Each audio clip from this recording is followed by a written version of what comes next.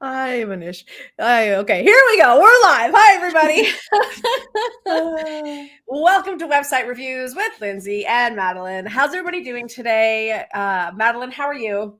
I'm doing well, Lindsay. This is so exciting. Thank you so much. You're so welcome. Oh my gosh, friends, we were just joking around because I was 100% realizing how many variations of Madeleine's name I've been spelling wrong all over the place. And let me just say, as a host, don't do that. Let me be your cautionary tale. Don't do that. Okay, friends, so we're going to be doing website reviews today. I'm really excited because Madeleine, who I'm going to get to introduce in just a moment, does web design. That is her profession. That is her expertise, her nerdy obsession. And of course, I'm all about the marketing and the sales and how are we making it clear and easy for people to buy from us. And our websites, oftentimes the two biggest issues we have is we are not being clear. We are not making it easy. We are burying the lead and using way too many words to get to the point of who we are and what we do and who we help. And then we have way too many clicks, or like we're sending people all over the place. There's no user experience considered when we think of the flow. So Madeleine and I are going to help you with both the techie stuff and the copywriting stuff. Madeleine, introduce yourself. Tell everybody who you are. Thank you so much, Lindsay. Yeah, hello, everyone. I see that there's some comments already coming in. There's some people who have joined us already, which is fantastic. Hello, my name is Madeleine Cruikshank. I'm based out of Toronto, Ontario, and I'm a website designer, primarily for small businesses and ambitious service providers, professional service providers across all sorts of industries. I love working with businesses that are trying to grow, that are really connected to their communities, are really driven by the impact that they can serve in their communities or with their individual clients. And yeah, my services include, the traditional web design, building out websites from scratch, or helping clients re-platform into new, better website systems, and also helping them sort of build out the bigger ecosystem behind their website. So how people actually keep in touch with them through email marketing, how to actually build out the strategy of your website so that it's working smoothly as a marketing tool instead of just something that looks great. I do all of that. And I love nerding out about web design and user experience design, and the user flow of a website. And I'm so excited to get into that with you today, Lindsay. Thank you. I love it. I'm so excited. Well, and I love what you said, right? Because a lot of times, okay, you guys, we're going to get into it really, really quickly. I just want to ask Madeleine a couple of questions. So please bear with me. I promise it's for your benefit. So there is people who will say you don't need a website to build a business. And there is some truth to that, right? Yep. I am of the camp of, I want there to be a website. I want to have a strong presence. I want to have a place where people can go and connect with me and learn things and sign up for things, especially if you're in e-commerce, right? Which even if you sell a program or service, but it's done through an e-commerce platform, you're in e-commerce, right? Yeah. So I think I would love to ask you two questions before we get into it. The first question I'm going to start with is, do we need a website in today's world with social media and everything else? Do we need a website? So the short answer is absolutely yes. And I would argue that we all need websites because there is social media. Not despite there being a lot of social media tools out there. Social media is fantastic. I always encourage my clients to work with a social media manager and strategist if they can, to really get that top of funnel marketing activity really going and working for them. Social media is an exceptional way to get yourself out in front of a larger community of potential clients and just growing an audience in general. However, social media can be really unpredictable and can be really volatile insofar as it's difficult to reach the right people. It's difficult to keep in touch with people who are actually interested in you on social media. And you also, as a business owner, you don't own your social media presence like you own your website or your email list, for example. So a website is truly the hub or the home of your business online that you have full control over. You can keep it up to date as often as you want. You can customize it as often as you want. You have so much more room to play with the copy and the interactions that people can have on the website and what you want to actually tell people to do. A website is really a way to add a lot of credibility to your business. And in my eyes, it's a much more impactful place to send potential clients online rather than just an Instagram page or Facebook page. Those things are great, but they're not where the real action happens, in my opinion. I love that. Well, and I think, again, to your point of, hang on, and really quickly, Salta, I'm just answering your question. Friends, if you're wanting to submit your website and you haven't already, put it in the comments, but you have to leave off or leave a space for the .com or .ca, because it won't, if it's a live website link, it won't come up. So put the name of it and then just like a space, and then let me know .com, .org, .ca, .live, whatever. Okay. All right. And to your point, yes, you, on social media, you don't own it, right? Yeah. And but even if they come to your website, that doesn't mean anything if they're not getting on your email list, if they're not contacting you, if they're not connecting with you, right? Yep, and so totally. My final question before we get into it is, what do you think the number one thing that you've noticed with your clients or other entrepreneurs, the number one thing that people miss when they're making a website? Oh, that's a great question. Many ideas come to mind, but I would say, and I'm sure we'll get into this a lot, well, as we look at real websites, I think something that clients don't think about enough is your website is one step in a sales journey, right? And it should really have one main outcome that you want it to actually get for you. And so a lot of business owners treat their website as like, oh, I'll put everything possible on my website. And that's cool. You know, love a big website, love a lot of detail on a website. That's fantastic. But a website should have a very clear, direct, specific action that you want people who visit your website to do next. That is usually for service providers. It's filling out a contact form. It's booking a call. It's sending an email. It's downloading a freebie, or, you know, it's usually one of those four things. For e-commerce websites, it's purchasing product. And too often that specific action, that one specific action that you want website visitors to make, is kind of lost in the noise of, oh, check out my services page and download this freebie, and also email me at this address and come visit me at my office. And there's a lot of activity on websites, and too often it's not focused enough. Yeah. That would be the main thing I notice with my clients. I love it. Yeah. Remember, our websites need to be like, you need to, and we're going to get into this right now. We're going to get into it right now. You need to say who it's for. A person should know within a couple of seconds if this is the right place for them. Am I the right person who should be here? And then they should know exactly what they're going to get, what kind of help or support or whatever it is that they need. And then it should be easy for them to get that information and take that next step. And oh my God, I love all of it. We're going to get into it. Hell yeah. Nikki, what are you saying here? Heck yeah, lots of focus is definitely my website. It has everything. Yes, I used to be the same. My website used to be the exact same because I had so much going on. Join me on YouTube. Join me for co-working. Follow me here. Watch this. Listen to the blog, the podcast, then work with me. And it was like there were so many things. And I feel like that's also probably evident for yourselves. If you notice your website it has so much to share and so much to do, you're probably doing too much.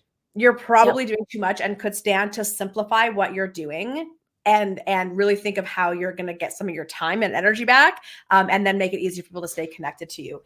All right, let's get into the first one. Now, Madeleine, I know that you have some. Do you want to start with the ones that you've got?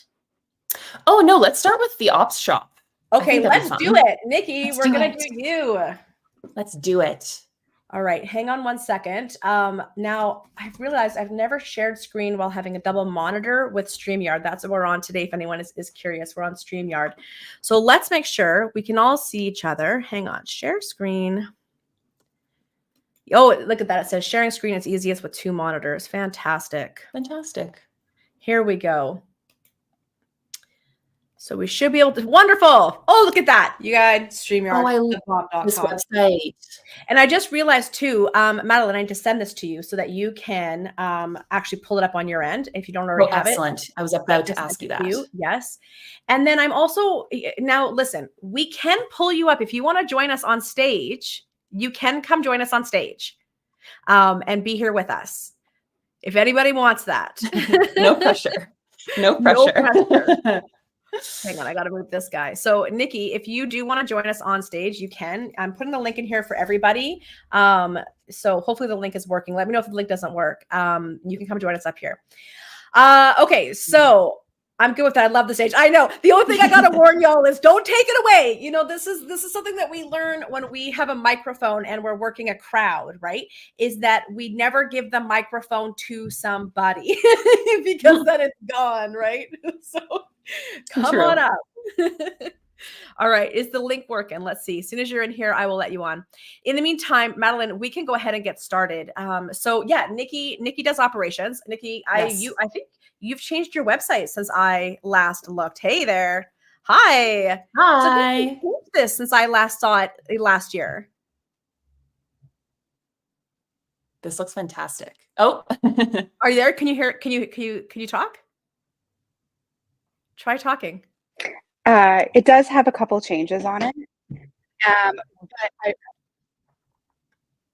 can you hear me? Yes. Can you hear us? We can hear you just fine. Uh-oh, maybe you can't hear us. Oh, I got a private chat. There was a big audio delay. Oh, interesting. I wonder why that is. It could be in your audio. If you open up settings, I'm not sure if you have access to settings. There's audio settings. You can play around with what is your microphone and what's your speaker. That could be part of it. And the other thing, if need be, is you can type in the chat for us. Yes. Oh, you know what? It's because I had the YouTube still open in a different tab. Oh, so there we go. YouTube and StreamYard at the same time. I've closed it now. Yes. Hello. We are functioning. Excellent. We are functioning. I love it. Hello. I love it. Okay. Nikki, why don't you give us a breakdown really quickly of what you do and what you hope is coming across on your your homepage when people first land here?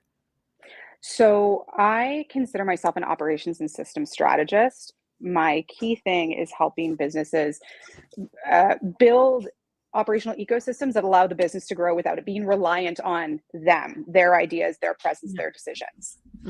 That's the gist of it. But ultimately, under this umbrella, and I think one of the reasons that is so confusing and extremely out of date is I essentially took 3 different companies I had and put them under this one umbrella. So I do really high level fractional COO stuff. I train operations staff like OBMs and BAs. I have digital programs. I have content. I'm a magpie and I don't like to say no to things. So my business is extremely custom and there's too much. And that's what's here. Got it. Yeah, I'm scrolling through the homepage right now and I'm seeing, you have, I like your kind of above the fold hero section. It's called like the hero. It's like what people, this banner section that people see first when they visit your website. I like how you have like a tagline. I like how you have an image of yourself above the fold too. So instantly people visit the website, they see your face, they see that you're the ops shop, like the branding is super clear. The title of your business is super clear, like what you do, it's operations, like right out the bat, that's really easy to understand.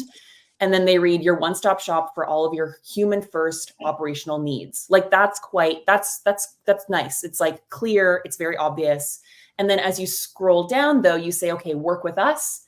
And then there's a lot of different options. There's system strategy, design and implementation, there's training. You can hire the agency as well. And then below that section as well, there's ops for wherever you're at. There's the show, there's the shop, there's the agency. And so I like that you do a lot. Clearly, you're very good at serving different, it sounds to me like you're good at serving different kinds of clients of different sizes and at different stages in their journey of what they might need in terms of operations.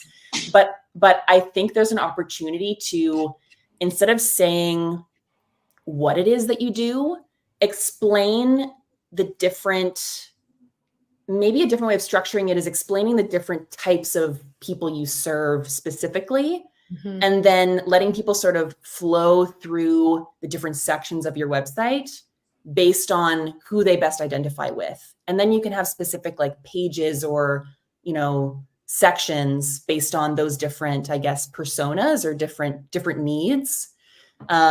Because right here on this section, there's the show, there's the shop, and the agency. It's not immediately clear to me if I'm visiting your site for the first time and I need operations support. It's not immediately clear to me which is best for who I am and what my needs are, if that makes sense. Lindsay, what do you think? I love all that. Yeah. So my first question, looking at this, what is human first operational needs? This is a fantastic question, Lindsay.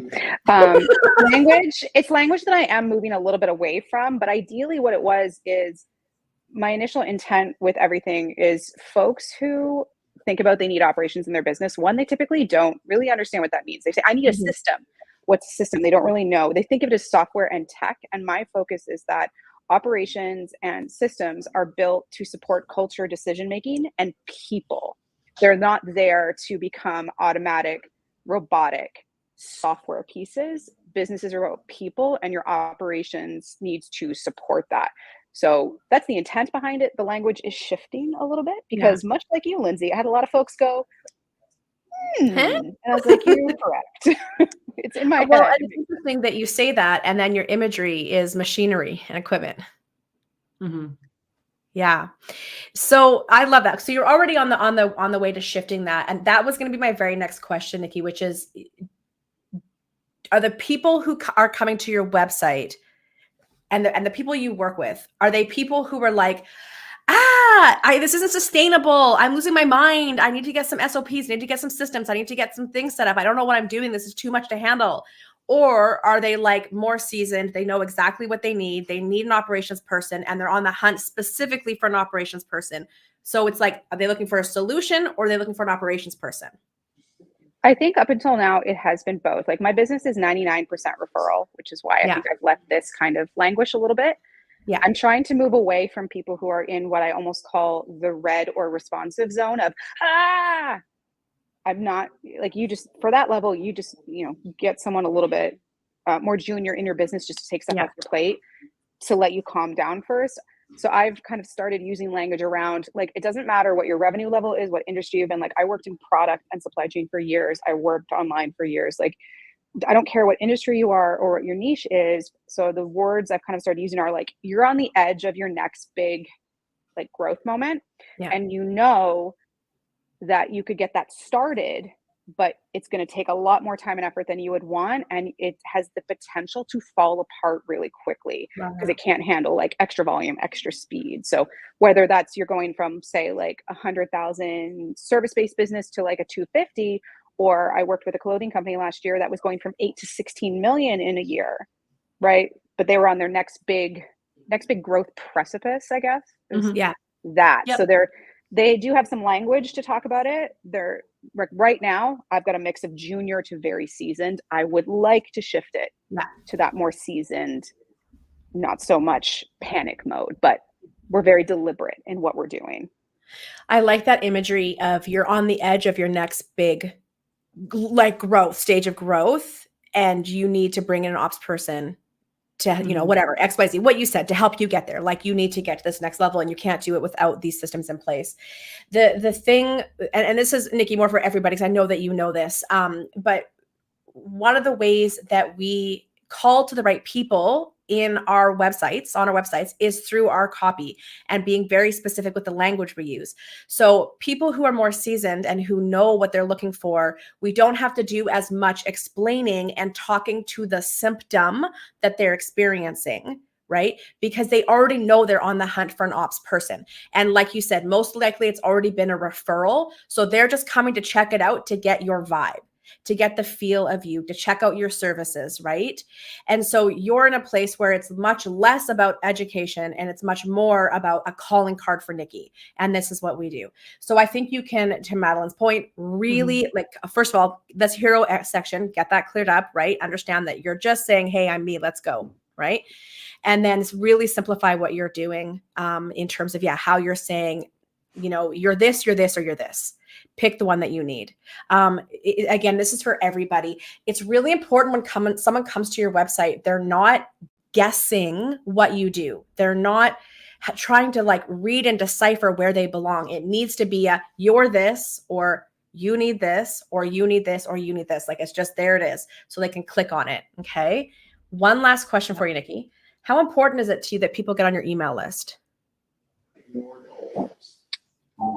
I feel like it's growing because I love writing. I love creating. I'm a speaker at a summit that's in a couple weeks that has the potential to really blow up that part of the business. So I'd like to get more consistent with it. Again, because my business has been so referral, it's not been a focus, but I would like it to be, especially as I am building out more of my digital training store for those folks who might be in the red area of this. I feel like that's probably who that is going to more serve. But for the people who I envision being clients, the focus is more on getting on a call and having that sales kind of consultation and discovery is probably more of a priority at this point. So then if you're going to, okay, so again, for everybody watching, if Nikki were to say it's the most important thing that I get people on my email list, then we're going to say we need to move this opt-in up to the top and we need to be a little more like sizzly with it. But one of the ways that you can incorporate this also is to say, you know, are you still in the chaos stage and not ready to work with me one-on-one yet, but need to get your ducks in a row? Get on my email list for XYZ, right? So just, again, calling that out to the right people out. Otherwise, Nikki, it's fantastic. The other thing you might want to do is, instead of having a picture of you for your clients, if you're able to, throw a picture of your client up there. So quick question with that. And this is personally just me. I rarely ask my clients for testimonials because I hate testimonials. Like when I see them on someone's page, I don't care. And when I see photos of clients on websites, I'm like, it feels gross and graspy to me. And I am well aware that could be my thing. So I'd be curious from both of your perspectives. When, you know, it could be different if people are coming in more cold traffic versus maybe for me, which is warm and referral traffic. Like, what is your general thought on testimonials as kind of a closing thought to this? I use testimonial. I look for people's testimonials, and I'm looking for very specific things. What I'm looking for is the person who wrote the testimonial, are they excited because they've just started working together and it feels good? That's not a real testimonial. I don't care. Sure. Are they demonstrating a clear result that they got with that person? Because I came to them for this, we did this, and because of that, I'm now achieving or doing this. So I'm looking for a real transformation. And it doesn't have to be as long as this. It can just be 3 sentences, right? You know, again, do people like longer ones or shorter ones? I don't know, right? You got to know your own market here, right? But I love seeing a face. I love seeing a name. If I can see their business, right, name as well.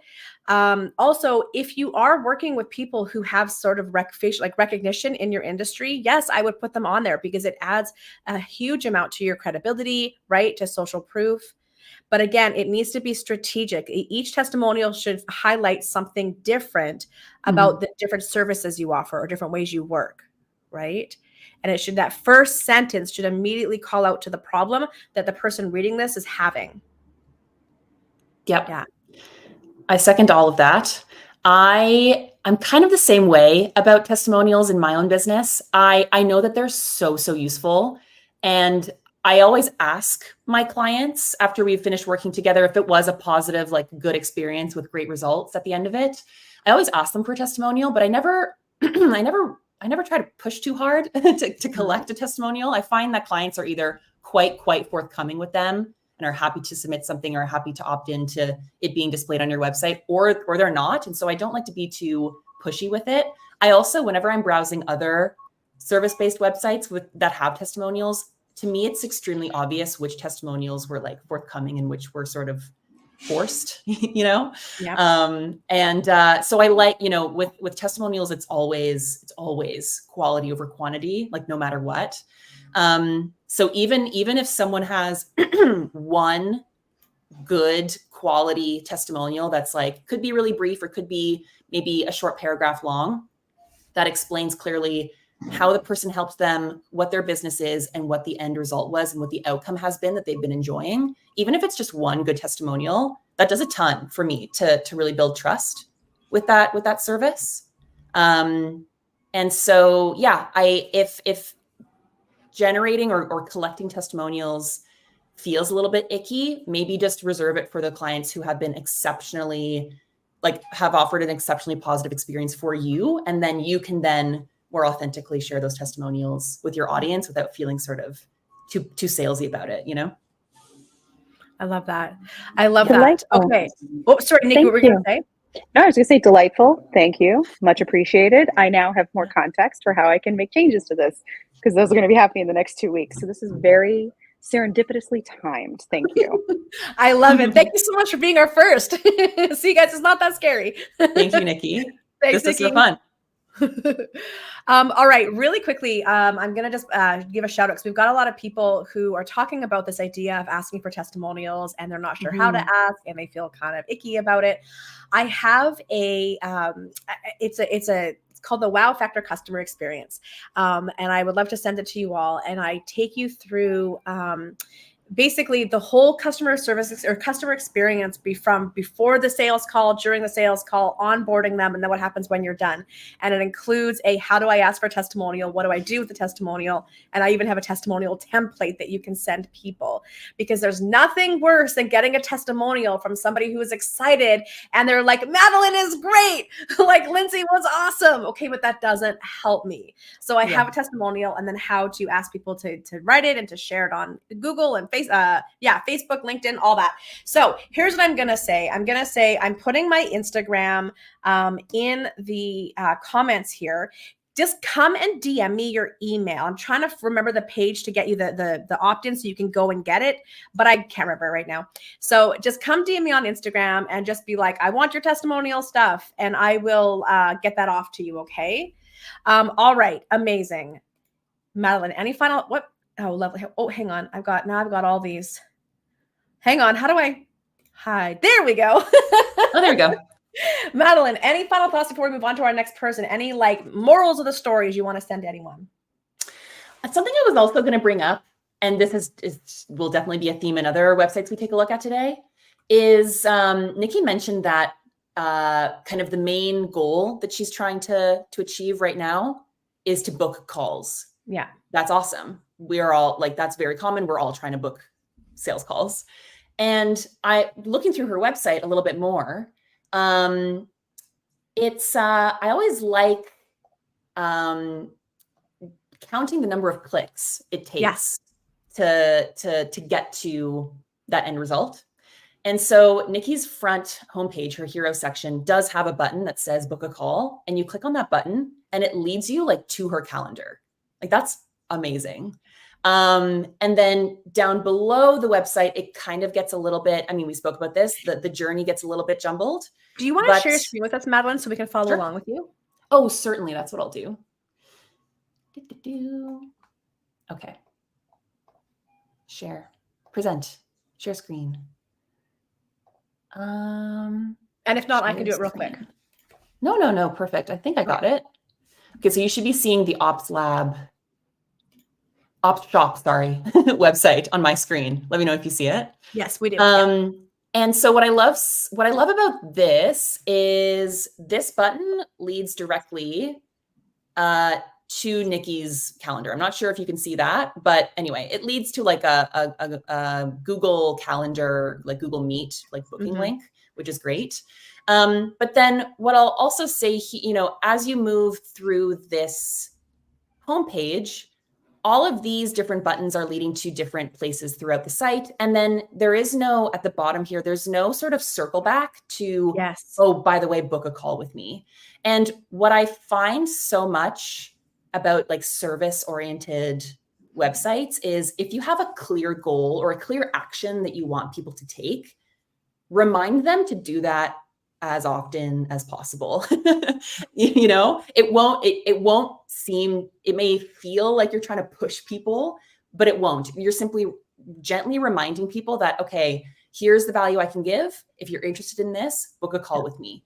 Here's, as you scroll down, here's a little bit more context on what I do, who I help. There could be a button here saying book a call. And et cetera, and et cetera. This contact button, I haven't actually clicked it yet. I'm not sure if it leads to the same place. Thanks for reaching out to the ops shop. Excellent. This is a form. So I think if there's one specific place that Nikki wants to lead all of her website visitors to, like this could be a widget that enables people to book a call with her as well. I see that there's a book a call button here too that leads to the same place, but the direction and sort of the encouragement towards just go to that calendar link, book a call with me. We'll figure out the details later. That could be a little bit more streamlined throughout the website. But yeah, main takeaway is I love how it's like right above the fold right here for people to click on right away if they want to. And then that same link can be more present throughout the site, I think, to be a little bit more effective. I love that. And don't forget, friends, you can say, don't know where to start, book a call, right? Like you Yes. can say, not sure what you need, book a call. Yes. Right? Totally. Jessica, just really quickly, if you're trying to share your website, you cannot add the .com or the .ca or the .org, whatever. You have to just put it in there, like just the website without the whatever. What do you call it? The dot whatever. And then just let us, if it's not a .com, just let me know, like .org, .life, but there's got to be a space, okay? Because YouTube doesn't like when people share links. I can't get your link. Jessica, I believe I already have your website in my list. I believe it's jessicapegg.com. So I have it here. Wonderful. I love it. Yeah. Okay. Well, then why don't we do Jessica next? Let's do it. Jessica, if you want, do you want to come on stage? First of all, do you want to come up here with us? You don't have to, but if you do, I just put the link in the chat. And then why don't we go ahead and share Jessica's site? Amazing.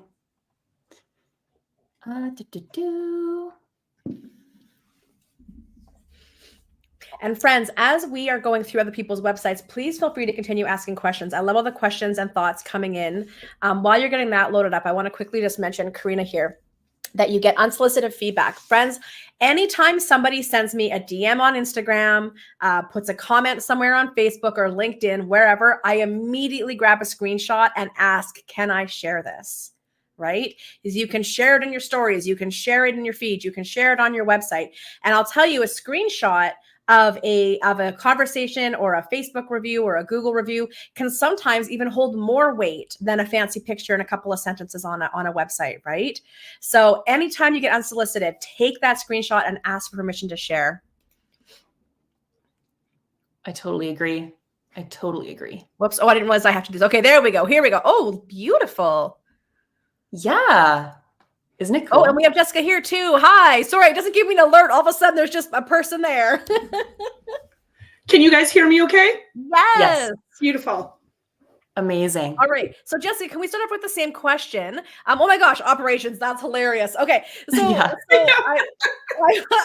what I want to know is, before we even look at your website, I want to know who you serve and what you do and what you want people to understand when they first come to your homepage. So I serve women and gender non-conforming business owners, help have their business function in an online space. So primarily people that come to us when we first started out were more like health coaches, speakers, presenters that were really more service providers. But we've started getting more brick and mortar businesses that want to be able to interact with their clients in an online space or in a more digital way, as opposed to like sending them a PDF to fill out and send back. We're helping them create automated systems. Okay. Excellent. So we are not people first. No. No, I love it. And Madeleine, can you do me a favor? Can you send me, because I don't have Jessica's actual website, or here, I can't see it. What is your website, Jessica? It's literally jessicapegg.com. Okay, perfect. And I'm just kind of scrolling through the homepage right here for people to see. I had an opportunity to check out your website, Jessica, kind of before hopping on this live. And I was scrolling through the homepage. And what I love is that you have a lot of, in these sort of 3 sections that you have below the sort of hero banner, you have a lot of copy about that goes into the details about who you are, what you do, who you help. And you have kind of a bit here about like your journey towards starting this business and sort of the inspiration behind it. And I like all of that. What I think could be really helpful though is if you take sort of the main takeaway that you want people to get out of reading this copy here, have a main takeaway and a main message or a hook really obvious in this sort of top of the fold section that people first see when they visit your website. Because obviously it's very clear that you are an operations manager. That's what your business is all about. But if you have an image of you here at the top of the page, and it could be 1 or 2 lines of copy about who exactly you serve and what the main problem is that you solve, before going into some further details that people can read if they're interested. Okay. I think that could really help hook people in a little bit more. Yeah. Lindsay, what do you think? I was going to say the exact same thing, because what you told me you do and what your hero says is okay. Jessica, I'm known for being very direct and very it. I love direct. Can you handle that today? Okay. Here's what I'm going to say. Now that I see you in person and hear you, your website is basic. You are not. So I would I would love to see more you. And Karina, if you're still with us, you know I already shouted you out on that last month. So in our world today, especially if you're a service-based entrepreneur, you are your business, right? Even if you have other people doing the work, but you are the face, then we need to see you right off the hop. I want to see you. And it could be you and your team. I would love a team shot, right? Or go do some fancy, I don't know, AI and Photoshop and put everyone together, whatever. But I would love to see some faces. Yeah, we got some LOLs from Karina. And then operations management, I want to see a promise here. I want to see you call out women and gender nonconforming XYZ entrepreneurs who are XYZ and want XYZ. I want to see a bit more of that in here. So to really get a pop, okay? And then to Madeleine's point as well with the copy, can you scroll down to the copy? I just realized you're not following on my screen. Totally. This part, yes. So in websites, right, and Madeleine, you know, in design of websites, there's always going to be a hierarchy, right, of like what is the biggest, you know, a headline style font in a different color or a bold or whatever. It could be black, but it's a different font, it's bigger, and it is the hook. It is the thing. So instead of about us, because it's basic, I want you to say you're in good hands. I got you. You know what I mean? Yeah. And then we need some calls to action. Yes. Book a call, check out our services, work with us, right? I really love in Do You Need Operations Management? I really like how you're calling out the problems or the symptoms, the things that people are experiencing, right? So again, do you need operations management? Okay, accurate, basic. How can we add a little spice to that sentence? What do you think? Like, I'm not that type of person. So that's where I'm like, I always, no, I don't always. Sometimes I wonder if I go too far. Okay. Getting words, downloading words. I've grown my team really quickly. So the site was really just me for the longest time. Yes. And now it's me and a team of 6.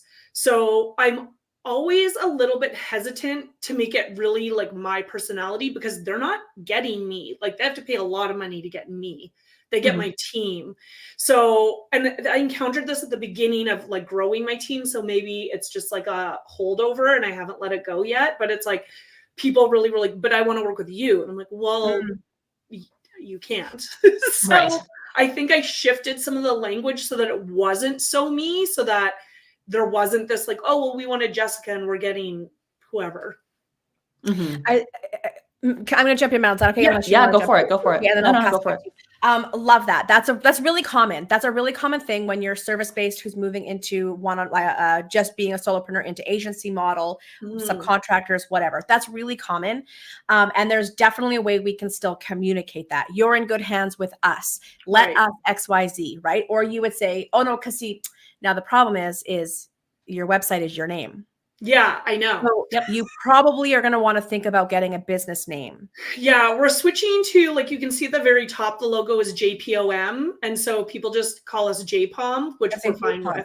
Yeah, I love that. So I love that. So JPOM's got your back. Yeah. right? Or the J-Palm crew has your back. Now, listen, Right. that's my verbiage. I say things like, Yep. I talk in that way. You don't have to talk in that way. But about us, duty to operations, I know you've got more sizzle in you than that. Totally. Right? Yeah.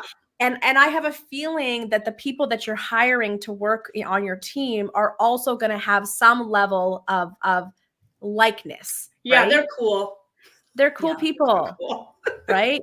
So the cool folks at J-Palm have your back, right? Yeah. So I just want you to just play. I want you to give yourself permission to have fun and to relax in your copy, right? Yeah. Again, you guys, I say it all the time. People do business with us because they know us. Yes. They like us. They trust us, right? The like is your copy. The no is your marketing effort. It's to get people to your website. Right. The like is the copy. The trust is the follow through, right? And so let's add that. And then let's add some calls to action, booking, whatever you want that action to be, booking a call, whatever. Okay. I'm throwing it back to you.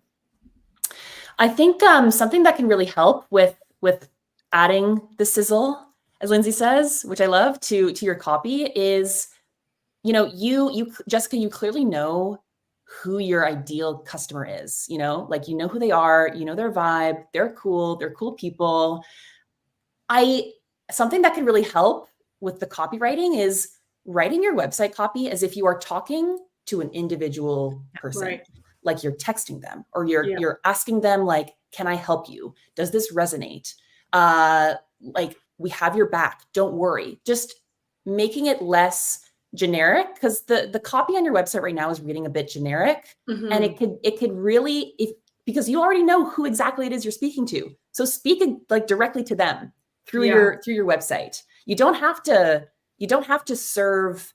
You don't have to resonate with everyone that visits your site. That's not the point of a website. Sure not. You're trying to reach one person and reach them where exactly they're at, so that they see you as the only solution for what they're specifically experiencing right now. You can be really hyper specific, and that's where that voice comes through.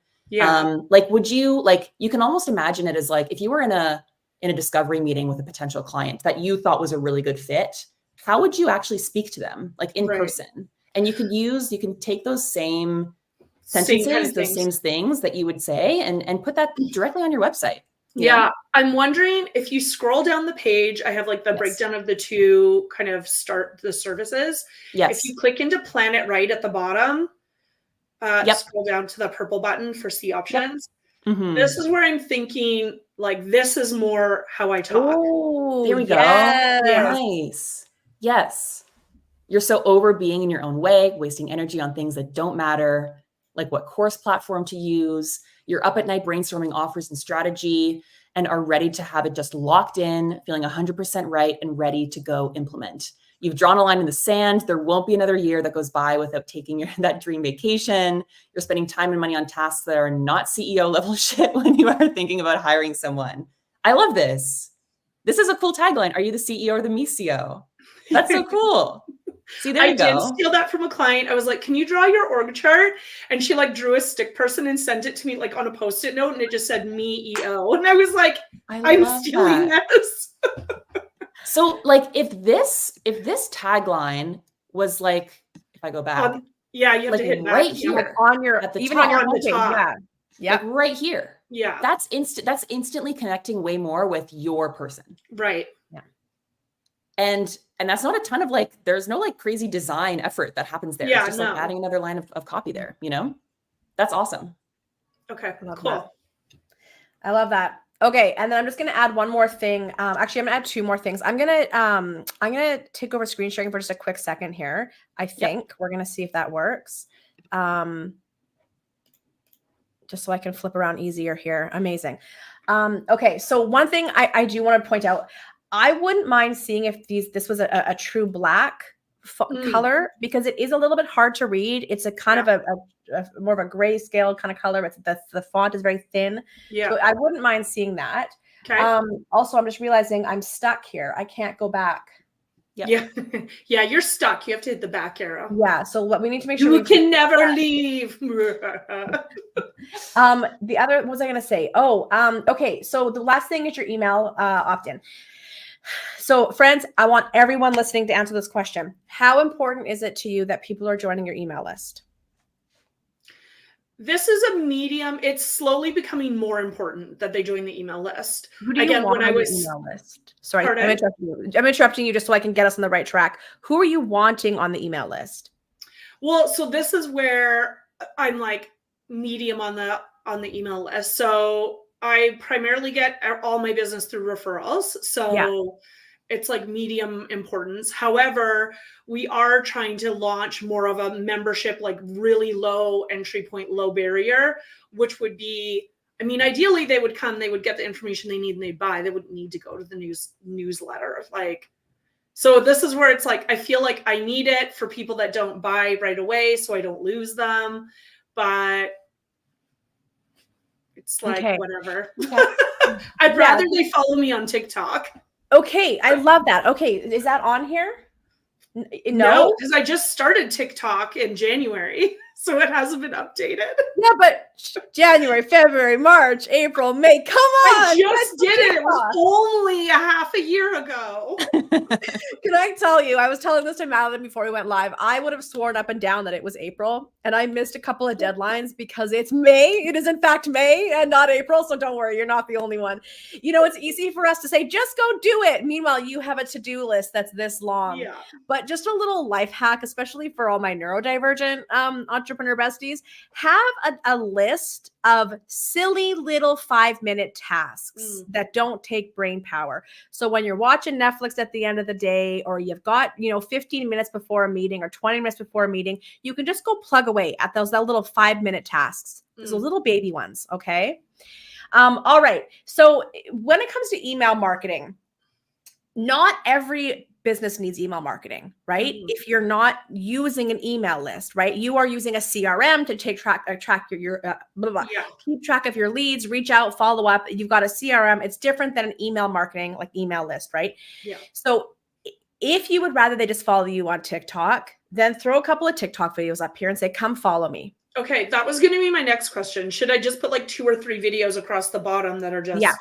And just do that. Totally. And I would have them be whatever your pinned TikTok videos are. The TikTok strategy is a whole other thing that we could get into. Oh yeah, that's a whole other thing. That's a whole other thing. But yeah, you could have some pin videos, whatever, right? Or whatever your popular ones are.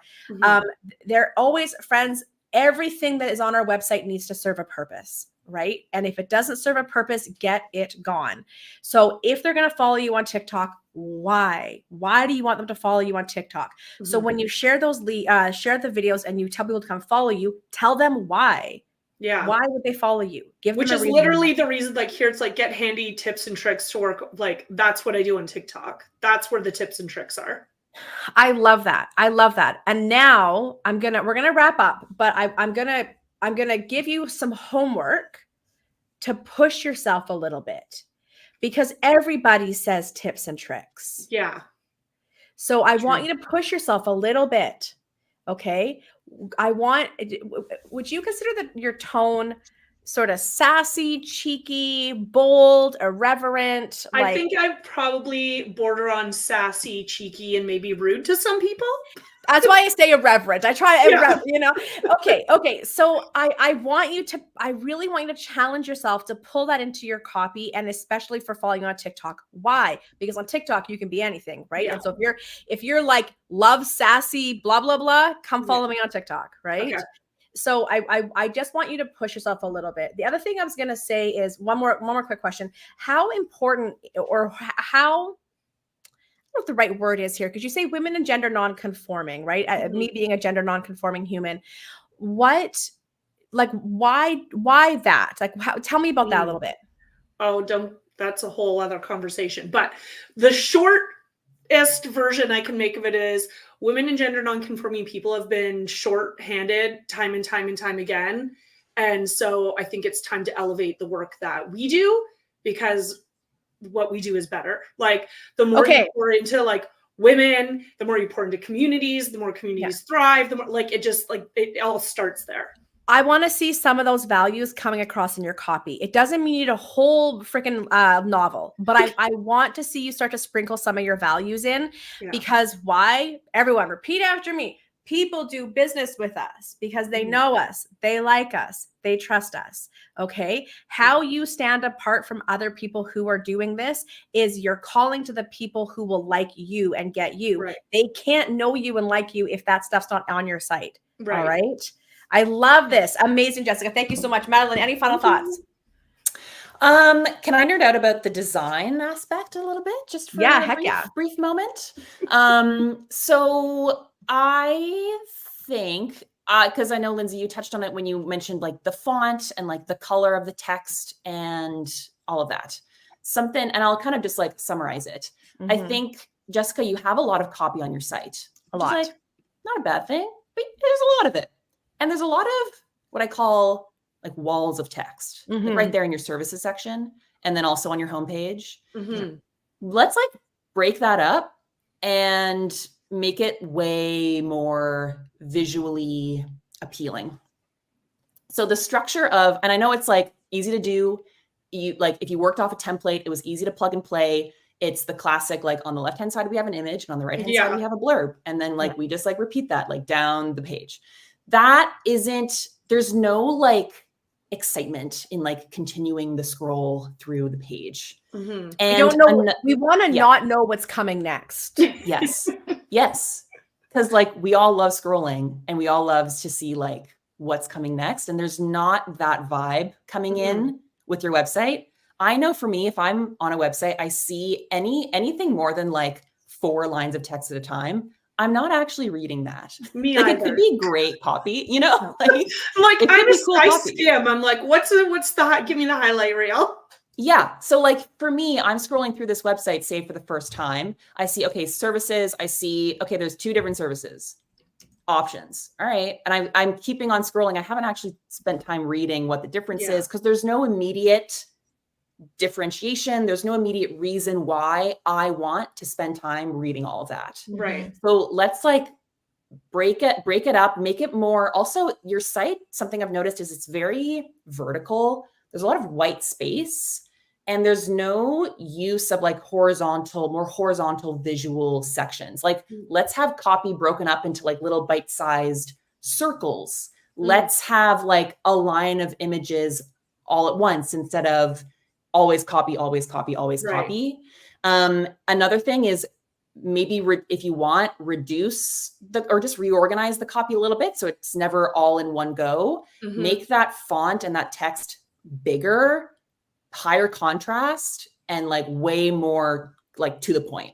Yeah. And that makes the site not only more fun to experience, it also just makes it more like accessible. Like from an accessibility standpoint, it's way more accessible. And that's just good for everyone.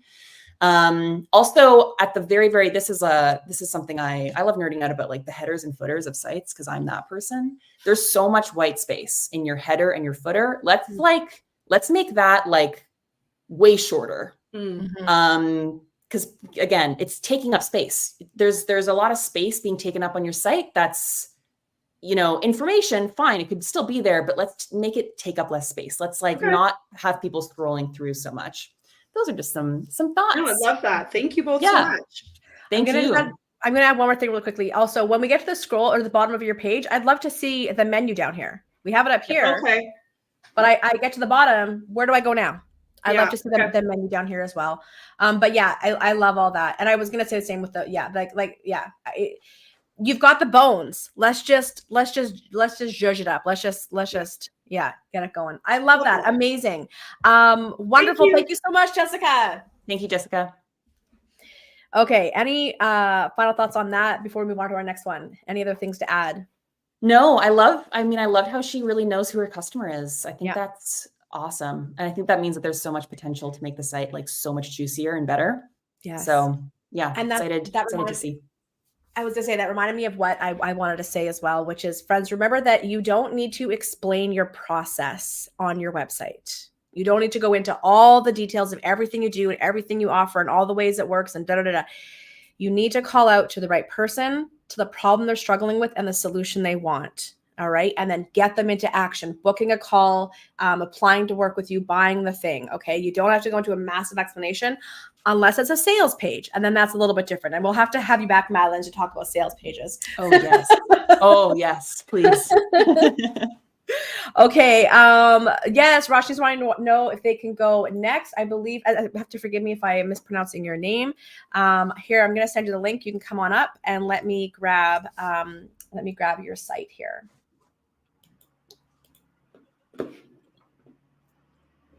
How are you doing? We've already been talking for an hour. I know. I guess how am I supposed to say? How are you doing? You doing okay? So fast. No, I'm great. I feel like it's been 5 minutes. I know. Okay, here we go. Oh, I'm already intrigued by this website. I'm already intrigued. Ooh, we have a very. I was gonna say, yeah, it's gotta have to be related to something in sexuality or whatever. Because like that first image, cool. I mean, talk about you're nailing that image right there. Like. What is this URL? A feel for what this is. Oh, sorry, I didn't share it with you. Here, I'm putting it in the private chat. Oh, perfect. Forgot about that part. Sorry. I keep on forgetting about that. Roshni.live. Okay, wonderful. Yes, Salta. I'll get you up here next. Okay, amazing. I love this. So, why don't we dive in? Hang on. We're gonna have a quick look. Let's dive in. Welcome to the stage. How are you doing? Hi. Yes, Hi. I'm good. Can you hear me? We can. Yes. Oh my gosh, I'm on. Thank you so much. And yes, you did pronounce my name correctly. Thank you so much for checking. Awesome. All right, I'm having a quick initial look here. Sure, no problem. See, you're doing a really great job already off the bat of talking to the person, right? Like connecting to the person. Whoops. Perhaps you, and then some things that they could be struggling with. Yeah. Yep. I'm here to support, and I've got your back. I love that. Holistic sexuality coach. Yep. I appreciate that you did all the owning as well. Thank you for the inclusive language. Of course. Here's what I offer. Oh my gosh, this imagery. Wow. Okay, I've already got some initial thoughts. I love it. I'm going to dive in. I'm so glad. I'm so glad you like the imagery. I was going to say it's been a labor of love choosing all of it. It was fantastic. It's fantastic. Actually, yeah. Okay, I'm going to dive in, Madeleine. I don't want to step on your toes. Go for it. But, okay, so ready to connect to your sexuality and pleasure. I mean, already fantastic. Hero section, wonderful. You're in the right place. Honestly, I don't think you need that. I think you take it off. Again, remember, everything needs to serve a purpose. I don't think we know we're in the right place. Hello, look at this. All right. Now we say get the free ebook. Is that your? That's my opt-in. Okay. Oh, it took me down to another page. I see. Okay. Okay. From a user experience perspective, I would rather see this whole section at the top of the page than have you bump me down, because now you've bumped me down and I've missed your entire website. Got it. So I'd rather see that right here. Also, get my free ebook, or the free ebook is the least sexy way that you could say that. All right. So let me jump down here to this section. Okay. Join my email community, get the free ebook. Okay. All right. You listen, your copy is great. I'm not even going to give you suggestions. I want you to make that sexier. Okay. I want you to make that touchy-feelier, warmer. All right. Join my email community. What do you have a name for your community? So my email newsletter is called Wild and Pleasure Insider, but I don't have like a header saying that. Or perfect. Anything. Join Wild and Pleasure Insider. Okay. So I don't have to make Become a Wild and Pleasure. Yeah. Wild and Pleasure Insider. Okay. Mm-hmm, mm-hmm. Is that the reason I said email community? Because I want to make it really obvious that people are subscribing to my email newsletter. So do I need to? We get that, because we have to put our email address in. Yep. Okay, cool. I just want to be transparent. What I love is 10 years ago, you maybe had to say that. Not anymore. We now know what that means. We put our name and email in. We know we're getting on your email list. Right. And then on the thank you page, you could say, thank you. We're so glad you're in the community. Welcome to our email list. And then when they get the email, you'll say, thank you for the, So yes, don't worry. You're good. get the free ebook, How to Get Out of Your Head and Into Your Body. Okay. I don't want to see you use the word free. I think that you don't need to. That's very off brand. I think we can drop the word free. Okay. Okay. So we got the community, and you can say, I'm going to send you, you can say ebook if you want, How to Get Out of Your Head Into Your Body. Okay, friends, write this down. We need to make sure that we are understanding the difference between features and benefits in our copywriting and how and when to use both. Okay. So the feature is the thing that describes the thing. It's the words that describe the thing, right? The benefit is what they get out of the thing. And so right now we say email community, ebook, How to Get Out of Your Head, subscribe. We're all feature, right? And what we actually want is benefit.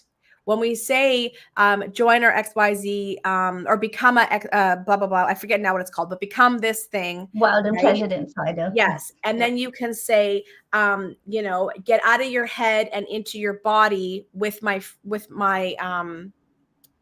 guide or ebook, whatever you want to say, right? Or I'm going to send you a lovely little gift to help you get out of your head and into your body. Because now what we've done is we've made a promise versus put a quotes around something and said, this is the feature. It's a book about this. Now we said, I'm going to send you a gift that's going to help you get out of your head and into your body. Now we're moving into a benefit. Okay. So just really thinking about, am I describing the thing, or am I telling them what's in it for them? Okay, I'm almost done with my initial insights, and then I'm going to hand it to you, Madeleine. So right after that, we're going to add that section in. Perhaps this is wonderful. I'm not going to read the whole thing. It looks great. Instead of find out how I can help you, again, I want you, because you're so good at saying we, let's, us, community, how, like, let's tap into your pleasure together. Oh wait, that sounds creepy. But you know what I mean? Like, let's work together to explore XYZ or something. I want you to make this a let's and a we, and we're going to, instead of how we can help you. Okay. Beautiful. What I'm here to give you support. I love this. This is fantastic. Don't change a thing. What we offer, instead of, okay, let me ask you a question. Are these features or benefits? Features probably, although I have actually, even underneath, do you think whatever in underneath each one is, I think that might be features as well, isn't it? Because I've just said what they will get as opposed to. The first step to having more pleasure is feeling safe in your own body. Yeah, that's a benefit. Okay, great. This is a feature. Gently guide you out of your head. So this kind of comes back into, you don't need to describe the process. You need to tell them what they're going to overcome and what they're going to achieve at the end. Right. So instead of intro session, because that is the least sexy way of saying that, give it a name. Give it a name. Name it something. Okay. And then say, and then I like the first sentence. Honestly, it's fine. It's fine. It's good. Just give it a name. 4-month package. Come on. I could do better than that. Right, you've done this so far. Okay. So give it a name. Okay. This is for women. Okay. So I believe using women with an X in it is not the way that we would talk in 2024. It's not the way we'd be inclusive. Yes. I need to change that actually. Yes, that text is a bit outdated. I need to put women and non-binary Volvo owners. Yeah. Perfect. Yeah, exactly. I love it. And you can even, you can just say for Volvo owners. True. If you want, you can just drop women all together, because one of the dilemmas, just as a side note, of people who are gender non-conforming, trans, whatever, it's always women, and then we're the afterthought. Right? So you could just say Volvo owners. Yeah, true. Okay. Those have curl, G-spot, cervical, and A-spot orgasms. It'll all support you in letting go of any beliefs you have. Yeah, I love this. Like the deep dive intersectional power, pleasure, and wildness.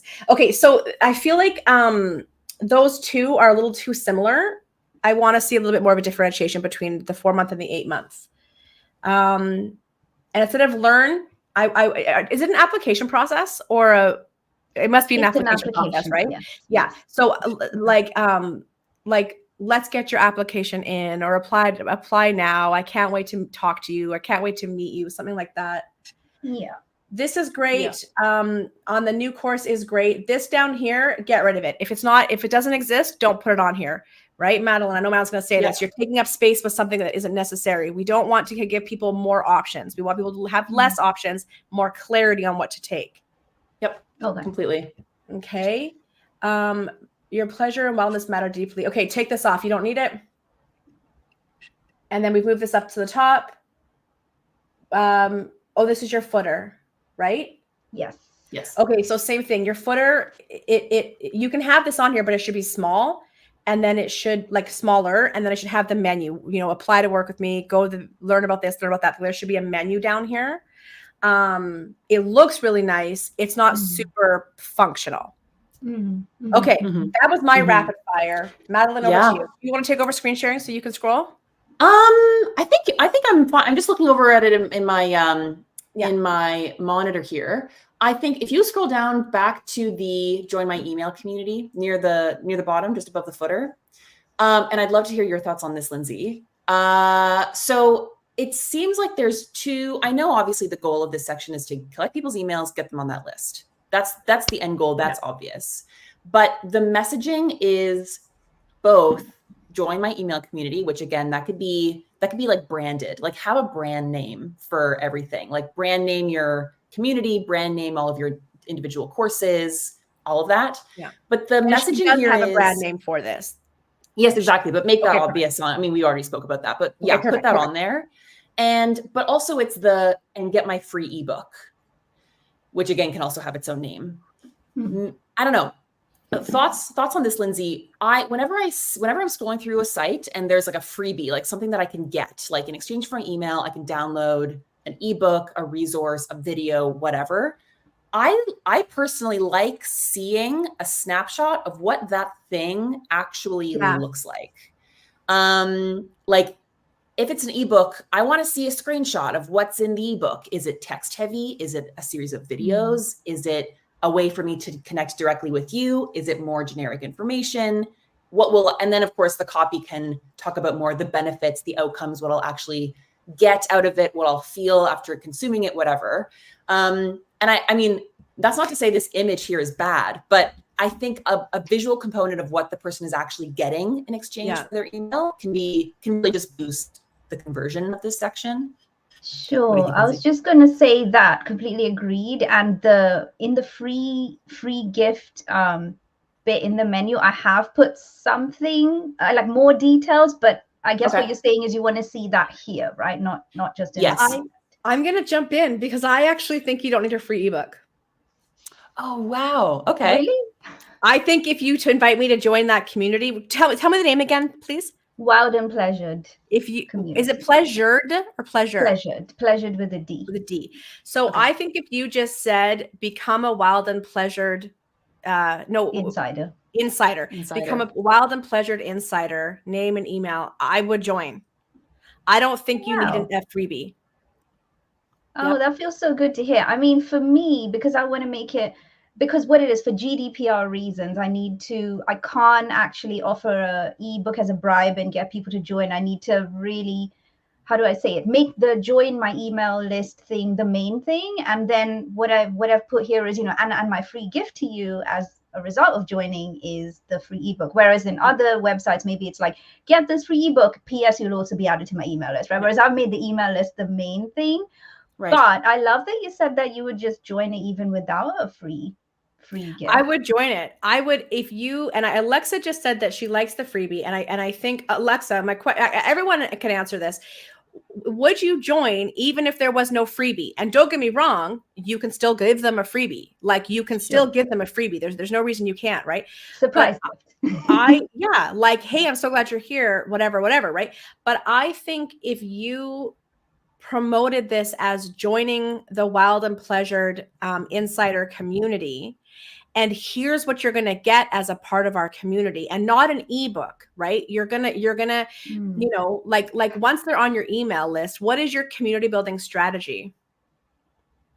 Yeah, Alexa, to the point of what grabbed them was getting out of your head and into your body. See, that's what I'm saying. Like if you're making a promise for that, I don't need an ebook because your community, an ebook is a moment in time.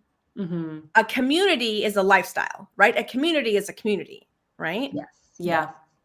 Yeah. And it offers the promise of a more long-term benefit. Yes, which is what better. it is actually. Yes. Yeah.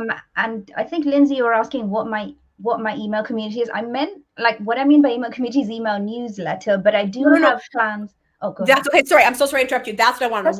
That's What's the plans for the community? Yeah, so like a free.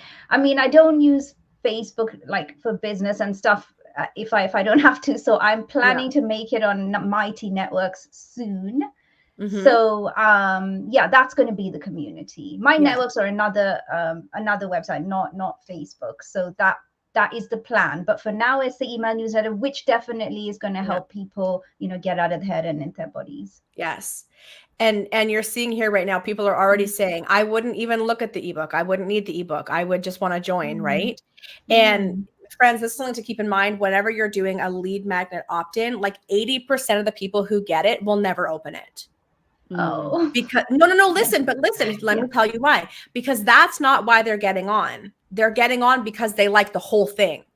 So that's why it's important that the website copy, that the clarity around what is in the community, what folks are going to get, right? Why we have that know, like, trust, they're going to get on because of that.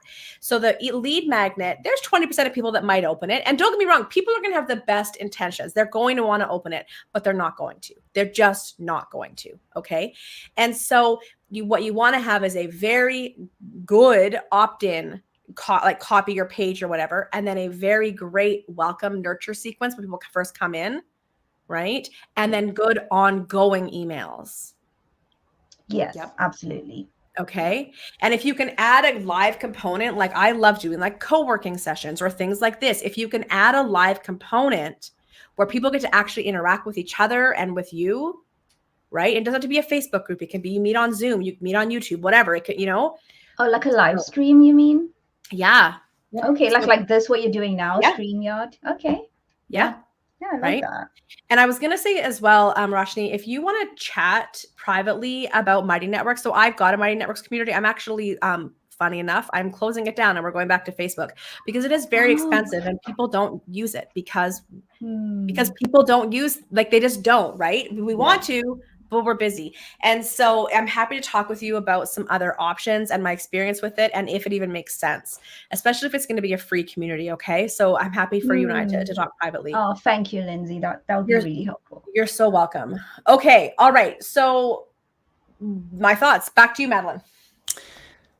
I have something that I was just kind of, as you were speaking, Lindsay, I was scrolling through this. I mean, it's a beautiful website. I think something that I always love nerding out about is there a brand? Is there a brand identity behind the site? Is there personality?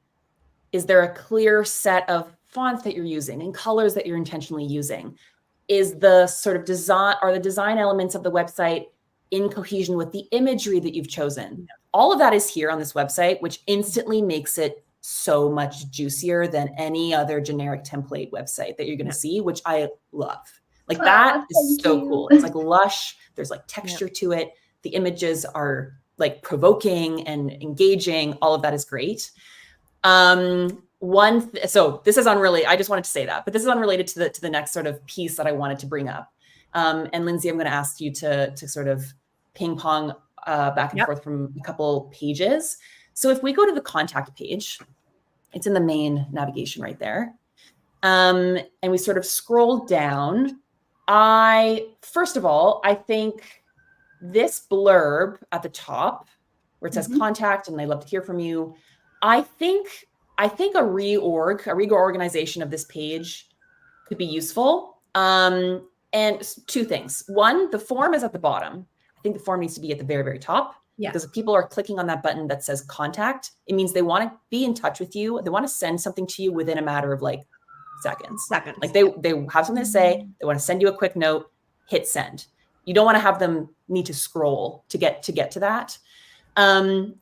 It's also, I love how you have an FAQ. FAQs on sites are great. They're usually for the people who have like specific questions that they're looking for specific answers for. So it's not going to be every single visitor to your website or even every single visitor to this page, certainly. So that can go at the very bottom. That's fine. People who need to find that will find that, I think. And then also I feel like a clearer reason why you have a contact form could be more evident on this page. Like if you have further queries or feedback, please use this form.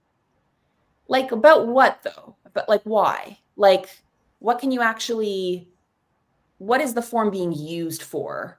Because obviously you have other things, like you have wait lists that people can join and other ways that they, joining your email list and your community and all of this stuff. Like why would people want to get in contact with you directly? And what would the benefit of that be? I know you have a blurb about that sort of near the top, but if that copy was closer to the actual form, I think that would make this page more, it would give it a bigger reason to be on your website. Does that make sense? Yeah. So do you mean have that blurb right next to the contact form as opposed to in that, like where it is now? Yeah, like I would have like this image of you, this blurb, and the form, like all visual, all like right there, right as someone opens up this page. So we just say, oh, sorry, say that again. So just the visual with contact on it, with the word contact on it. And the form too, like above the and fold, the form right as well. as soon as you right. click. It would all be be above on the fold, section. right? Got it. Yeah. Okay. Because when people click on contact, they're like, oh, I have a question, I want to send it in 3 seconds and be done. Yeah, you don't think they'd be like, oh, let me see if my question's answered in the FAQ? Probably not. They're not. Probably not. Yeah. Probably not. I mean, it's good that you have FAQs there. What do you think, Lindsay? No, I was gonna say I love the FAQ. I love it. I think it's fantastic. Yeah, I love the FAQ. I think because you are working in a trauma-informed space, people are gonna have a higher level of anxiety. They're gonna want to make sure they're safe. I think it's fantastic. But I agree. I was a little bit annoyed that I came here and there wasn't even a button to click. Because at least if there's a button here that scrolls me down to here, then fine, right? So I want that. The other thing too is that this should just be name, email, message. You've got last, you've got subject, way too much. Name, email, message. Got it. And don't ask for last name because people might not want to give it and then it makes people feel awkward, right? Sure.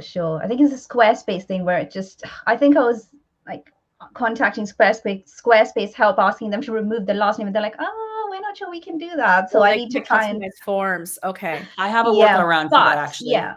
Oh, yeah, really? I have a workaround because I use Squarespace as well. Squarespace lets you put in like a generic like field that you can customize the name of. Just put that in and call it first name, and then it'll be saved as that in your back end. Because I use Squarespace also. I hate that. I don't care about people's last names. Exactly. I don't want people's last names either. And by the way, if I'm looking down, it's because I'm taking notes. So thank you. No, of course. Take a pen in your hand. Okay. I love that. Okay, so I'm gonna say one last thing, and then I want us to bump off. We've got 2 people I want to get to. I know that Alexa really wants her website reviewed and needs to get going soon. So really quickly, just as a point of strategy, this is too long.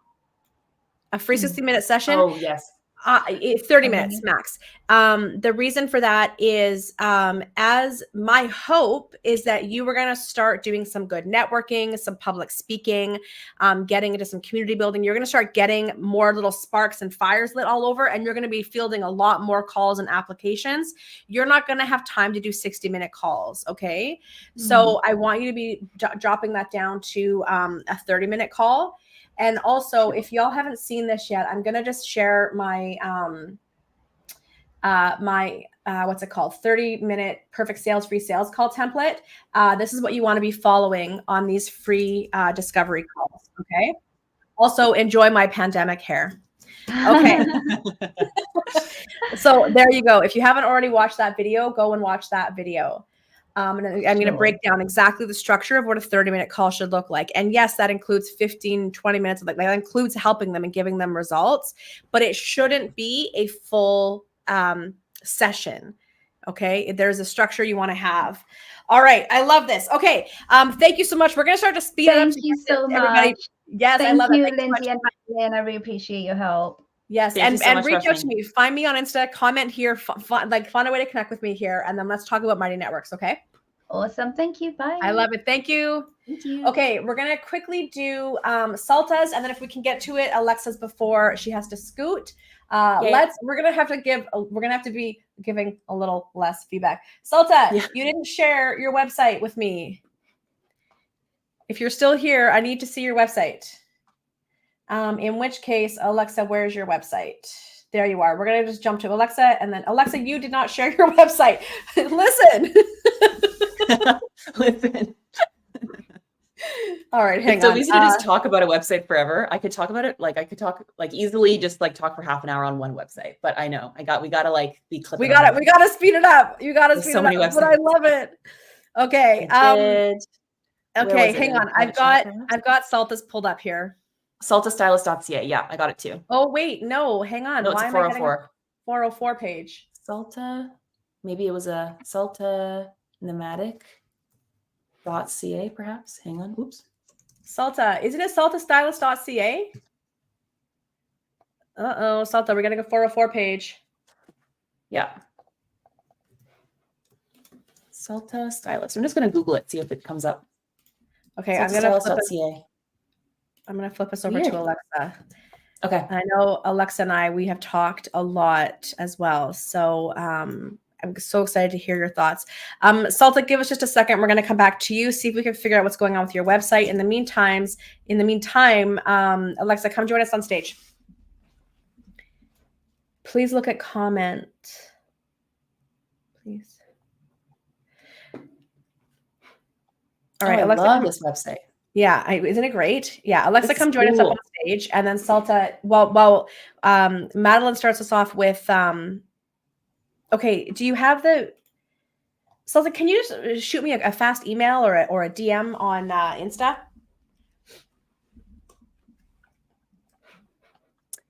Alexa, if you want to join us on stage, I'm not sure how that works, but yeah, There if you she want to is join right us here. on stage. Perfect. Oh, wonderful. Hi, Alexa. Hi. Alexa, if you want to join us on stage, I'm not sure how that works, but yeah. Oh, if you want to join us on stage, close the tab that you have. You gotta close YouTube. Alexa, if you want to join us on stage, I'm not sure how that works, but yeah. Oh, if you want to join us on stage, close the tab that you have. I'm just muting you, Alexa, because that's just weird sounding. Okay, so just close YouTube. Yeah. All right, here we go. Let's do it. Awesome. What platform did you use to build this? Was this a Showit website? Showit, yeah. Nice. Great. Okay, right off the bat, this is the first time I'm seeing this website. But something that I find so much is lacking in so many service-oriented websites is there's not enough like info like above the fold, like right away that people see. And what I love so much is here you have kind of all the core components that people need to see without scrolling even an inch, which is clear what you do. It's relationship counseling and coaching, an image of you because you are the person delivering the service. And then as we've learned from Lindsay over the past hour, there's a benefit, right? You deserve secure and connected relationships, and we can help with that. And then also you go into a little bit about who exactly that you serve in that little blurb. It's not too long. It's not a wall of text. And then you have a link that says book a call. Like right away, people don't necessarily need to scroll and explore if they don't want to, like all that they really need is right there, which I love so much. And then you scroll down just a little bit and then you get into sort of connecting with them more like directly with what they may be experiencing and what their pain points are in your copy, having pain points that immediately sort of identifies who your ideal client is can be really helpful. So it says, are you tired of feeling stuck and spinning your wheels, trying to figure out your relationships? Navigating this can feel overwhelming. That sounds like language that you actually share like in your counseling sessions, which I love. Lindsay, what are your initial thoughts? I've been only half listening because I've been getting Salta's website up. My apologies. Okay, so no worries. Yes, now I got to think back. Okay, so I give me a quick second. Hang on. See, okay, and I know Alexa, you probably because we've done this, so you've heard me go through a little bit of this. But I love that I know exactly what I'm getting the minute I'm on Alexa's website. It's relationship counseling and coaching. You deserve secure and connected relationships. We can help. I love that. I would take off the we because it is just you. When you get to a point where if you have counselors and coaches underneath you, different story, right? But for right now, you're building a relationship with your clientele, so make it about you, right? Right. Relationship counseling, coaching for individuals and couples who want to create a life and relationship they love. Hang on, wait. Where didn't it used to talk about the happily ever after or fairy tale? Oh, that's probably somewhere else because that's kind of the languaging I have for the coaching. Yes. So that's my general tagline. Okay. Oh, we got a bit of a formatting issue here. Yeah, I think if you zoom in or zoom out, that will fix the issue, just so that you can read it right now. Okay, so relationship counseling and coaching for individual couples who want to create a life and relationship they love, whether they want to build a foundation for longer, stop from falling apart. Yeah, I mean, I love that. I love that. I know a couple want to create a life and relationship they love, whether they want to build a foundation for lasting relationship or stop it from falling apart. I mean, yeah, I love it. Teletherapy and person sessions, people. So yeah, it's very. So you know how I said with Jessica, it's very basic and it's accurate, but it's basic. We want to add some sizzle. Mm-hmm. Because you're in the space of counseling and coaching, right? And we want a certain level of professionalism and trust here. I like how clear and transparent it is, and I know exactly what I'm getting. And I feel like I'm in professional hands here, right? Okay. So in some cases, adding too much sizzle would actually, I think, undermine your credibility because of the profession that you're in, right? Yeah. And so for friends that are listening, it's an important reminder that what works for other people's brands won't always work for ours, right? Mm-hmm. And even if you're cheeky and sassy in session with people, we have to think of that initial first impression, right? Are you tired of feeling stuck and spinning your wheels trying to figure out a relationship? Now this, I like it. And I can't remember if we've talked about this already. I feel bad because I feel like we might have already said this. I like this. But I also feel like everybody says that. Like it's remember how we said earlier about where can we give something unexpected to the person on the website, right? Yeah. How would you say this in a different way that you have heard your clients say to you? You know what? I think where I get stuck is I have different client personas. Yes. Right? Like I have the couples, I have the sort of newer couples that are coming in for coaching, and then I have individuals. So I think I use stuck and spinning wheels because it kind of encompasses all of it. Yeah. Yeah, I think I do hear stuck a lot. Like having the same fight over and over again, right? For sure. Or like you keep the same tripwire keeps getting hit. The same argument keeps coming up because feeling stuck and spinning your wheels are very generic, right? So let's get right into the heart of what people are struggling with. Okay. Really identify that. Go ahead. Sorry. Do you think that would be okay? Because I also work with individual clients who may not be in a relationship yet, but have like patterns that they want to work through. Yeah, because you could even put in brackets, whether it's a current relationship or every relationship you have. You know what I mean? Like you can communicate that, right? Yeah. Okay. All right. Or whether it's you want to get out of the, off the hamster wheel of your current relationship or not bring the same baggage into your next relationship. Yeah, I love that. Right. Yeah. That's perfect. Navigate. Sometimes in our effort to make copy that connects, we can lose the heart and soul of who we are, right? And so I like to say, just speak. Madeleine said, how would you speak? Just speak it out loud, right? Mm-hmm. You're allowed. Yeah. We want a website to be succinct, but I also do want you to take the time to say the things you need to say. Yeah. Right. But you already know it's not okay. So maybe you're in the first few years of a relationship and want to feel closer and see yourself as a strong, reliable team. Yeah. I mean, I love all this. Yeah. Yeah. Do you know what I'm not sure about is your use of emojis? Oh, okay. I'm okay with like little icons and things, but it's the emojis specifically. I don't know, but do you think that's a really important part of your brand? I like it. And I think I use emojis in my emails and captions a lot. So it kind of ties it in. Yeah. Madeleine, what are your thoughts on emoji usage? I love the little navigating this can feel overwhelming. And then it's the explosion emoji. I like that one. I think, I mean, it's really granular, but I think the emojis as bullet points, I don't know, can maybe be a bit distracting. I don't think it takes away from what you're saying a whole ton. But I think because people use emojis when they like talk, when they text, you know, so using that only in that context would just have more impact instead of this is like a cool thing that looks pretty, you know? Yeah. Yeah. Yeah. I love the line, wherever you're at, I want you to know that you're not alone. Far from it, actually. Beautiful. Brilliant. Way to pull people in and get you all on the same page, the same team. Love it. Yeah. You are capable and worthy of relationships you've been craving without feeling like you have to change your partner or sacrifice. Beautiful, gorgeous. Like literally, Yeah. I've got shivers. Wonderful. Yeah, I love that. Wonderful. Alexa, I'm going to tell you, I don't like the emojis. I think it cheapens the brand. I think it comes off as unprofessional. I do. In your captions, in your emails, go to town. On your website, I'd like to see it a little more elevated. Yeah. Okay. Yeah. And also, I'm scrolling and it doesn't seem to really make, like, the formatting is just kind of funny. If you make it smaller, does it make a difference? No. Okay, No. I'll take a look at that then. I have it opened up on my monitor and it seems fine, but that is actually an important like design note. Yeah. It's gotta look seamless on every single size. And device. sometimes with emojis, it can be like a weird formatting thing. Like it Yeah. can, just because of the way that they're like, I don't know, back end coded, blah, blah, blah, blah, all that fancy language. It can do that. Because what's happening right now, it says, I feel you, trust me, I've been through it. And then the crying emoji should be like in line with that header text. Yeah. But it's like being cut off into a new line because of the narrower screen size. And that the text below it hasn't been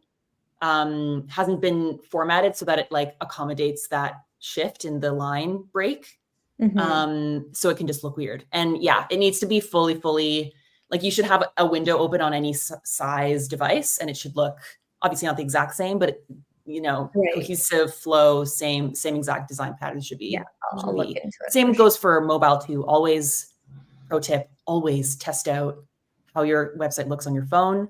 Even if the design software that you're using has like a phone view, like don't trust that. Like test it out on your own phone. On your phone. Good to know. Yeah. What I'm loving, Alexa, and I know I've told you this before, I'm loving the copy. I think that you've really nailed the copy. And this is where you're bringing, when you say, bestie, like hang on. Oh, is this an image? Shouldn't be. Oh, maybe it's like a block. Yep. There we go. Okay. No. Okay.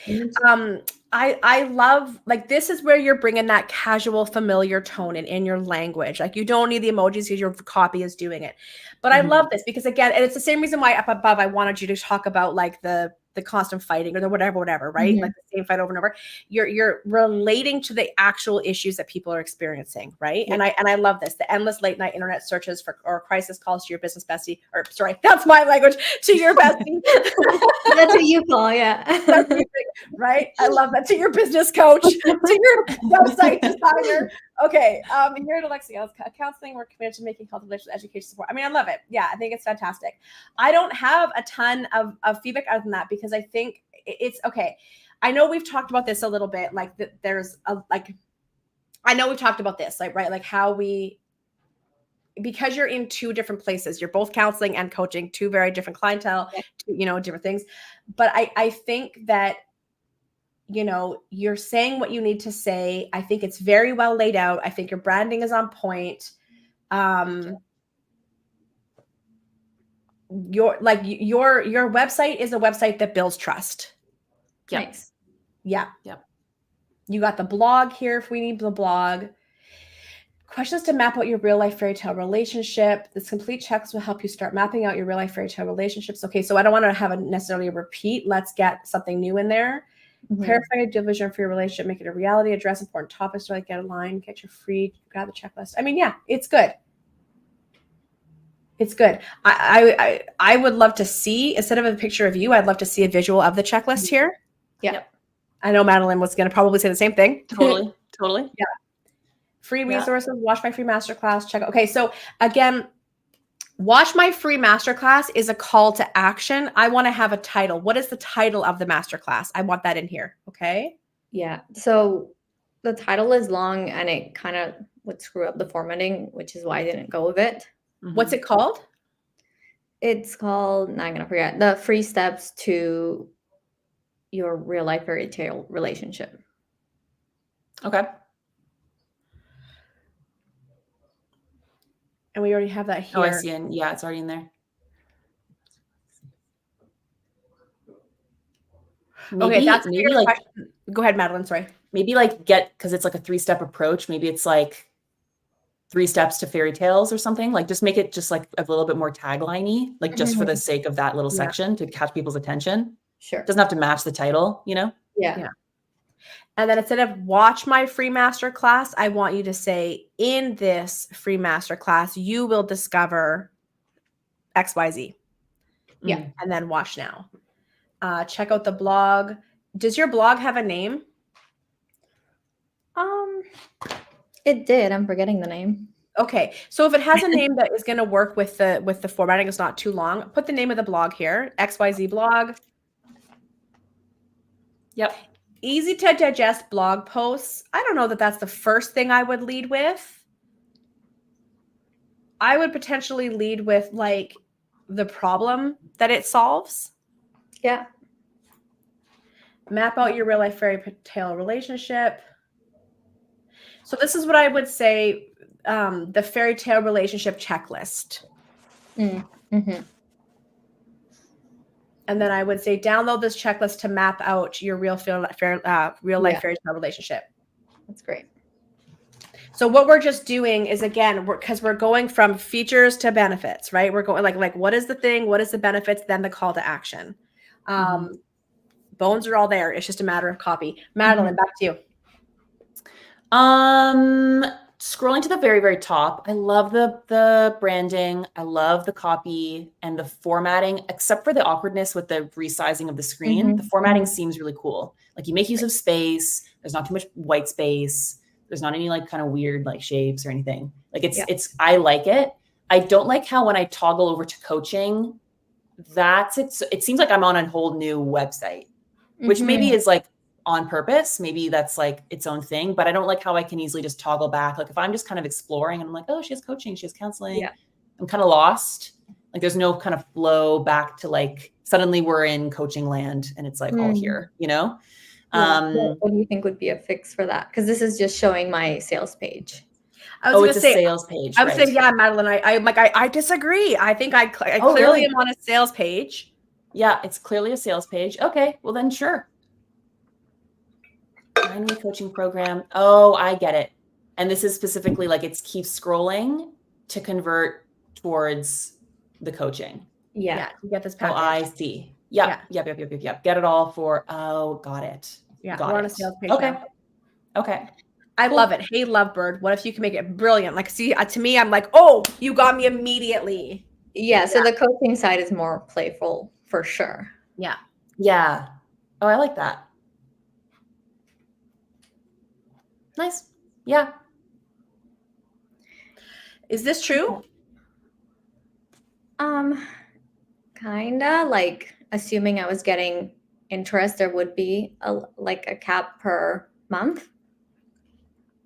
So then I would rather you say only 3 spots a month or only 3 spots available or something like that. Yeah. Okay. Or even say something about like I work with 3 couples at a time. You know, like I don't know, something about like I work with I keep it small and intimate. I work with 3 couples at a time. Are you ready to dive in? Something like that, right? Yeah. Okay, perfect. Yeah, no, but I get it. It's a sales page, you know? Okay. Yeah, I get that now too. Does that change, Madeleine, for you? No, I think I think I would still maybe like a quick link back to the rest of the site. I agree, because the same thing is we get stuck here. Yeah, we kind of get stuck here. If this is what I'm looking for, I don't need a reason back to the site, and that's cool. And then I'm on a sales page and it works. But yeah, just a quick like, oh, this is coaching. I get it. Now back to the rest of it, you know? I think if we toggle over to the contact page, I like how you structured that page. Like what we were talking about with the site previous, it's like image of you, get in touch, like, you know, reasons for why you would want to get in touch. The form is right there. I'm not sure why you would maybe you would need someone's phone number. And if there's like a legit reason, cool. Otherwise you can just omit that, I think. And then the submit form button isn't obvious that it's a button. Oh, yeah, that's not, we want to get that button there. That's weird. It should be like a block. It should be like block text and like a button. Okay. Yeah. Like I know to hover over that and it's like, it fades and it's like obvious. Oh, this is like the button, but like people won't necessarily know that. Right. And I like how you have the FAQs below. That's cool. That's like a good flow. Yeah. Yeah. Yeah. Nice. Is it okay if I can ask a couple questions? Totally. Yes, we're going to put a time limit here on 5 minutes. We're going to move on. So let's get into it. All right. So one question is, I have been sort of contemplating having a pop-up for one of the freebies, but I don't know if that would be sort of distracting, particularly for people sort of coming in for more of the counseling. And the freebie I'm thinking of would be like the free webinar masterclass. And this is for the counseling? It's for the coaching. So I don't know if it would be distracting to the counseling, because I think that would be distracting to the counseling. Yeah, that's what I'd rather sit on your coaching sales page. You could put a pop-up. Okay. And how I would actually have that set up is on exit attempt. So it would only pop up on exit attempt. Before you go, not ready for coaching, grab my free masterclass so we can get you started. Ooh, I love that. Yeah. Okay, great.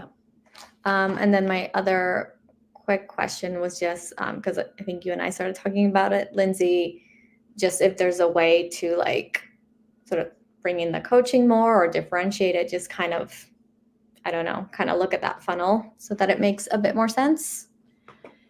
On the homepage? Yeah. Well, you and I have talked about that because we have relationship coaching, counseling for individuals, counseling for couples. And how I would do this is I would put this into 2 buckets. Coaching or counseling. Mm-hmm. And I would say counseling for this person who needs this, coaching for this person who needs this. And then when they click on counseling, they can then go segue into individual relationship. I saw you have EMDR, right? And then the coaching. So that I would just have 2 options instead of 3, counseling and coaching. And then from there, let the pages do their job. Yeah. Yep. Okay. So it would be 2 buckets here instead of the free. Yeah. And that's basically it. Yeah, and then it's being very clear. Counseling for people who need this and want this. Coaching is for this, who needs this and want this. Yeah. Yep. Yeah, that's great. You're branching off. People can choose which route they want to go down. Yeah. Yeah, love it. Yep. Brilliant. Amazing, Alexa. Thank you for letting us have some fun with your gorgeous site. I love this site. It's a beautiful site. Yeah. Oh, It's really nice. I love Show It for their gorgeous websites. Yeah. So I know I've never heard of Show It before. You know what, friends? I'll grab the link if anybody wants to check it out. It's super user friendly too, like as compared to other sites like WordPress. Yeah, totally. I love it. All right, Alexa, good luck. Congratulations. Thank you. Thanks, Alexa. Bye. We'll see you soon. All right, Salta, here's the Show It. Hang on, where is stop sharing? Salta, let me get you the link. Come on up real quick. We're gonna speed things up, Madeleine. I know that's impossible for us. We're gonna speed things up and we're gonna try to get to Joelle as well here. Okay. All right. So Salta, if you're still here, come join us. I've got Salta's website pulled up here. Let's get into it. Oh my gosh, can you believe it's been almost 2 hours? I know. That's crazy. Can you share the link to this in the private chat, Lindsay? Yes, thank you, because I always forget that every time. Whoops, that is the hang on. Hi. Hey, Salta. So Salta, I know that you said in your comments here, what did you say? You're changing direction for your professional path and what should I do? I have to close. Say that again. Oh, sorry. We didn't hear you for a second. Can you hear me? Yes. Oh, finally. I have to close the other one. Okay. So again, question. Sorry. And thank you for your patience. No worries. We're going to get into it. We're going to get into it right now. So transform your thoughts, transform your life. Your thoughts pave the path to true happiness. Okay, we got to fix that. Okay, I will fix it. So you've said that you're switching directions, and I've been noticing that because I've been noticing on social media that you've been moving away from stylist into coaching. Yeah, it happens because like it's interesting transaction was people come to the styling, and then when I start to talk to them, they expressed what they feel inside, and they start to coach them, and it's like so bunch of things. And I understood that I love coaching more than dressing people. I love dressing people, but coaching more. And I decided to go there. And at this moment, like I have clients and most of them comes to me, ask questions like how to get, they are feeling stuck at this moment and they feel they don't want to live the life they lived before and they want to move forward. That's why they want to like, they have a dreams and they don't believe that dreams come true. That's why I'm saying I help transform dreams into actionable goals and those goals into tangible results. So like this is my view of coaching, and this came up because the most people who comes to coaching, they ask me for some interesting reason. They think I'm a person who knows how to make the dreams to the results, and then they came. I have the program for people to go through 5 or 10 sessions. So I want to be this type of coach, like maybe empowerment coach. I don't know. I'm trying to marry this idea I have in my head and just in my website, and it's done by me only. I wish I will have more like resources to hire someone, but yeah, I'm trying to. I am hearing your question, like the comments you're saying to other people, and I see, oh my God, I have to change this one and this one. So I can't wait to hear your thoughts. Cool. I'm just kind of ping-ponging between the different pages just to see what it looks like. Priceless tips straight to your inbox. And then you have your contact page, book your discovery call today. Okay. Yeah, just I guess the first thing that kind of hit me was, and I know Lindsay's the master of like the messaging and the copy. So they will certainly speak to that. But design-wise, I think there's far too much like white space. I think like I love your imagery. Like you have a couple of really great photos of you on the homepage.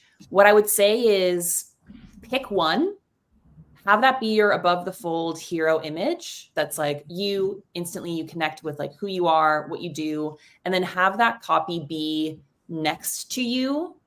And shorten that whole hero section up like a whole lot. Like remove a lot of that white space. Lindsay, if you want to scroll up just to like the very top of the homepage, I think there's there we go. Yeah. There's a lot of space. Yeah. And yeah, like I want to see where it says below the photo of you, where it says, I help transform dreams into actionable goals and these goals into tangible results, book a free chat. That should be visible like right away without having to scroll. Like that could be like beside you in the hero section. And I think the same feeling goes throughout the whole site. I like how it's like the text is easy to read, like from an accessibility standpoint. It's like pretty good, like, clear what the text is, which is nice. But I'd say put in some imagery that's not just you, like, and that's not too obviously like stock imagery. Also, I know it's hard to source like imagery, like because it's obvious to me like you have some really cool headshots and that's kind of what you're working with. But yeah, maybe like mix up the imagery on the homepage just to add some visual interest. Again, people want to know like what's coming next, and if it's the same thing imagery wise, it can kind of just get a bit repetitive. And then also I would say maybe I can see that the purple is your obvious like brand color that you're trying to convey, but mix it up. Like let's have some other like supporting colors. Let's maybe like flesh out what the brand identity is a little bit more. Maybe let's get a logo going. And I know all of this is like extra investment, right? But it's still like you can kind of play around with the different colors. If there's like purples and maybe some blues or some greens to go along with that, just to maybe add a little bit more life into the look and feel of the site, I think that could be helpful. Another small thing, I noticed that as I'm scrolling, your Saltanat life coach sort of logo in the top left stays with you as you scroll. Weird. I don't know. That's weird to me. Okay.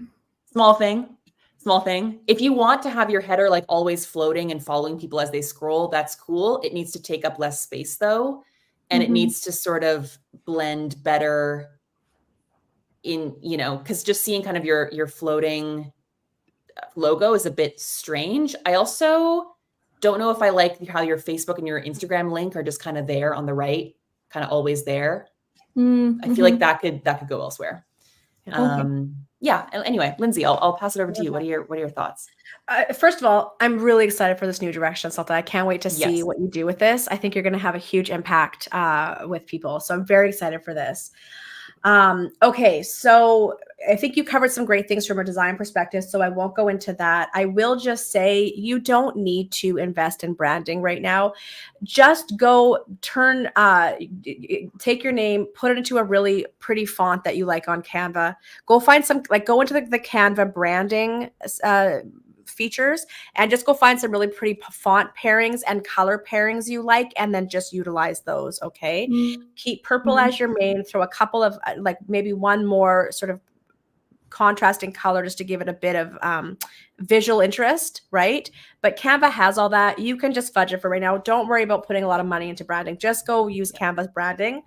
What I don't care for is that it's blue when your branding is clearly purple. That's a bit confusing to me. I would rather it be black or purple, right? Okay. This Facebook and Instagram, just throw this up here. Okay. Right up here is perfect. Okay. So I don't think you should start with who am I? I think you should start with who your clientele is. Okay. Okay. So the first section could be who it is. And again, it's always going to be who it is, what the problem they're struggling with is, and what they want. Okay. So something in there. Whole human health and a life. I also, so from a brand perspective, Salta, your stuff is very like lines and boxes, and you know what I mean? Is that the design that you're going for? Is these boxes, these lines, nothing is rounded, everything is straight edge? Is that the feel that you want?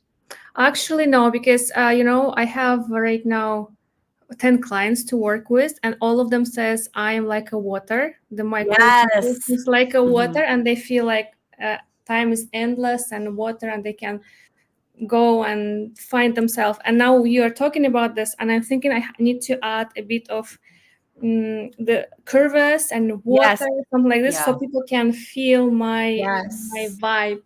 Are you using Wix? Yeah, this is Wix. So one of the things that you can add in here, they have these really great little things that you can add in to your right? Dividers. Yeah, but like I'm trying to think of like if you click on the little square and then there's gonna be like one of, you know how you click on it and then there's all these little things, those little options that come up. Like one of them options lets you do, there's all different types. You can add it at the top, you can add it at the bottom, you can invert it. There's different shapes, right? So I will find it and send it to you after. I'll send you a screenshot of exactly where it is and I'll send that to you. But you can definitely be adding in some interesting curvature very easily. Okay.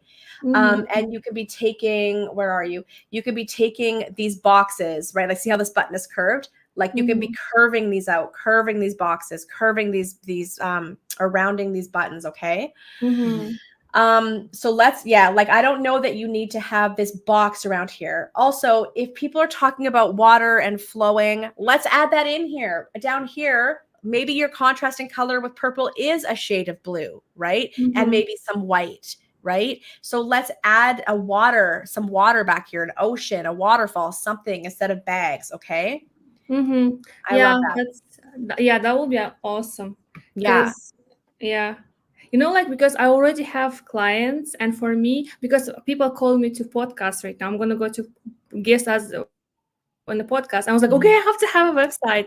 And this what you give me the direction. I was like, okay, I need to really I agree with you. It's not me there yet, but water and this stuff I will add it. So because even here, right? Like you can add an image back here of some sort of water image, right? And then you can still put a cover overlay, a colored overlay on it that you maybe just take the transparency down. So the water is behind, right? But we still have the purple or a blue or something so that we can that white font really pops, but we have this subtle water imagery behind. So there's some really cool things you can do. But I want to say for somebody who just had to put a website together, well done. You know what I mean? Well done. It serves its purpose. So as I said, let's add in a little bit more about who it is and what it's for, really thinking about what are the struggles that you specifically are helping with. Friends, as a service-based entrepreneur, the question is always, what are the problems I want to spend my day solving? And who are the people I want to spend my day working with? right? And so being very clear in that. I'm going to flip on down here into your opt-in for your email. Price list tips straight to your inbox. On what? Let's just get a little bit clear here, right? Yeah. That makes sense. I was like, shopping tips, right? And I know that's probably left over from. Oh, I see. You know, like, because I'm writing the blogs right now, starting to thinking to write the blogs. I have a lot of things to say, and Instagram is quite short for me to express myself. And I was like, okay, first call button is book with me. The first action I want to do people to book. Second action is to go in their like on my email list, and I monthly I will do like blog if they want to read, maybe resonate with it, so can read it and find the interesting. I don't know, like this idea behind this. Yeah, I love that. Okay, so then to Madeleine's point, you're going to take this up here and you're going to stick this up here and then book a free chat. And then right here, this section is going to be that opt-in. Bring that opt-in all the way up. If the first one is book a chat and the next one is get on the email list, then that needs to be the next action up here. Okay. And you can say, get on my email list for monthly blogs where I get into XYZ topics. Again, thinking about what they want to read, what they care about. Okay.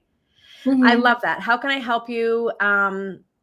You know, I don't want to go too, I kind of want to leave it at that. There's obviously more that we can always be doing, but I wanted to leave one more thing. And it's the same thing I said to, was it Roshni, where I said, I want these to be branded in some way. So not pack it of 5 sessions, give it a name, 10 sections, give it a name. Okay. And then go into what they get. This is feature, what it is, what they get, how long it is. No, I want the name of it. And I want, this is for you if you want this. All right. I love it. Salta, well done. Thank you. Thank you very much. This was amazing, Madeleine and Lindsay. Of course. I'm so excited for your new direction in your business. That's really exciting, Salta. That's awesome. Yeah, thank you. And I have to go because my son is waiting for lunch. All right. We'll see you soon, Salta. Good luck. Thank you. Bye. All right. Joelle, are you still with us? Woo, my brain. I know. All right. I know the comments have been popping off as well. I haven't been keeping up. I love that suggestion also, Lindsay, about Canva. I use Canva every day. And Canva is a great bridge before you can actually invest in professional branding. It's a lovely way to just get something really like good, bright, open, like conveys who you are, what, you know, you'll know it when you see the right font, the right color. And I argue that it's really important to not invest in branding right away because you need to know who your customer is, who you help, how you help, what your approach is, what your values are. All of that goes into like a professional like branding project. And if you don't know that yet, there's no point in investing in that right away.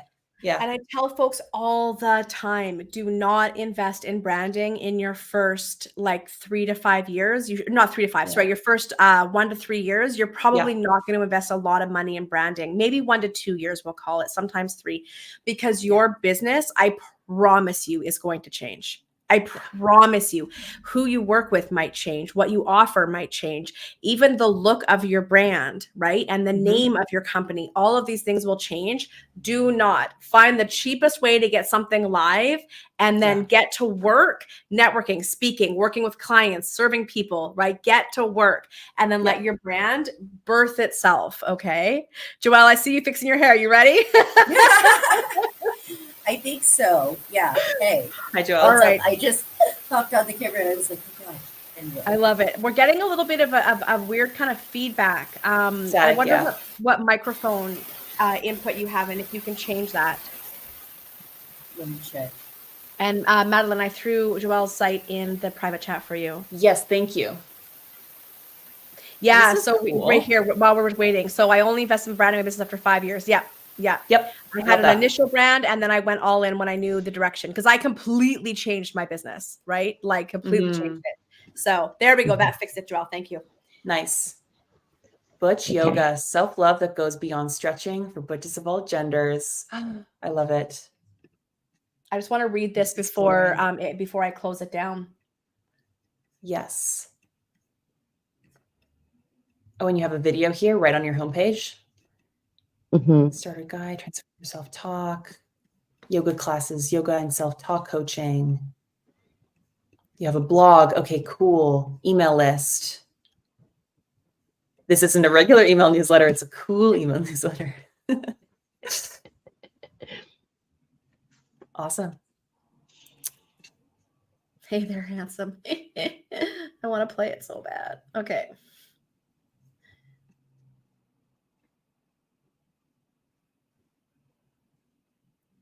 Wonderful. I've been updating the site during this event. As we've been going. going. Wow, Updated nice. the header. Yeah, the header used to say not just Butch, not just yoga, but I've been like updating that language because I wanted it to be more positive about what it is about.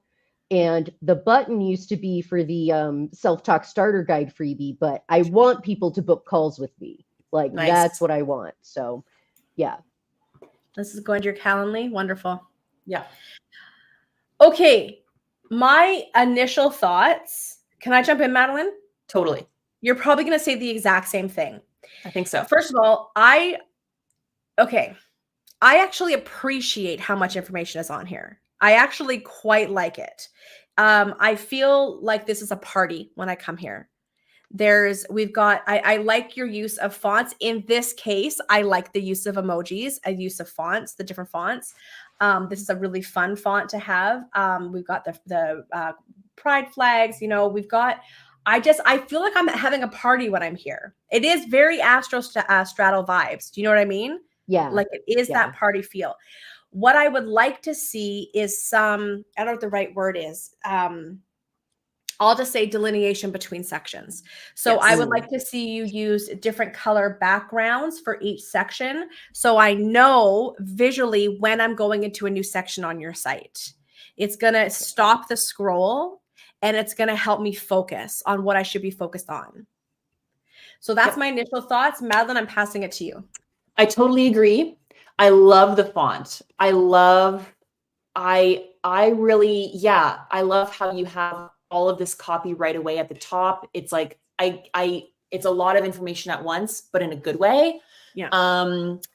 But yeah, I need more images. I need more play around, fun dividers, like we just mentioned with Salta, like background shape. Colors, shapes. Like how you're showing this, bringing shapes. Yeah, totally.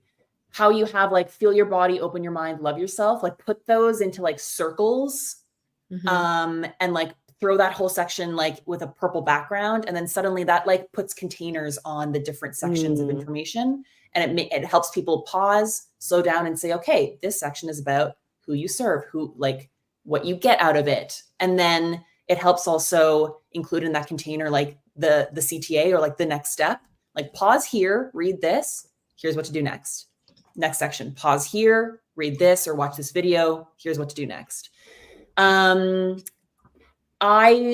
think and let me know what you think about this, Lindsay, but Butch Yoga has taught classes and then there's like a logo list. I love a good logo list. I think that's cool. That really builds credibility. If those logos are like businesses or organizations that your ideal clientele would recognize, that is awesome.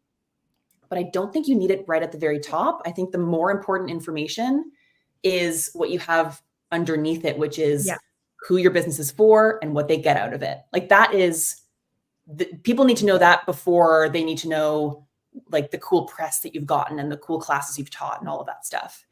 I don't know.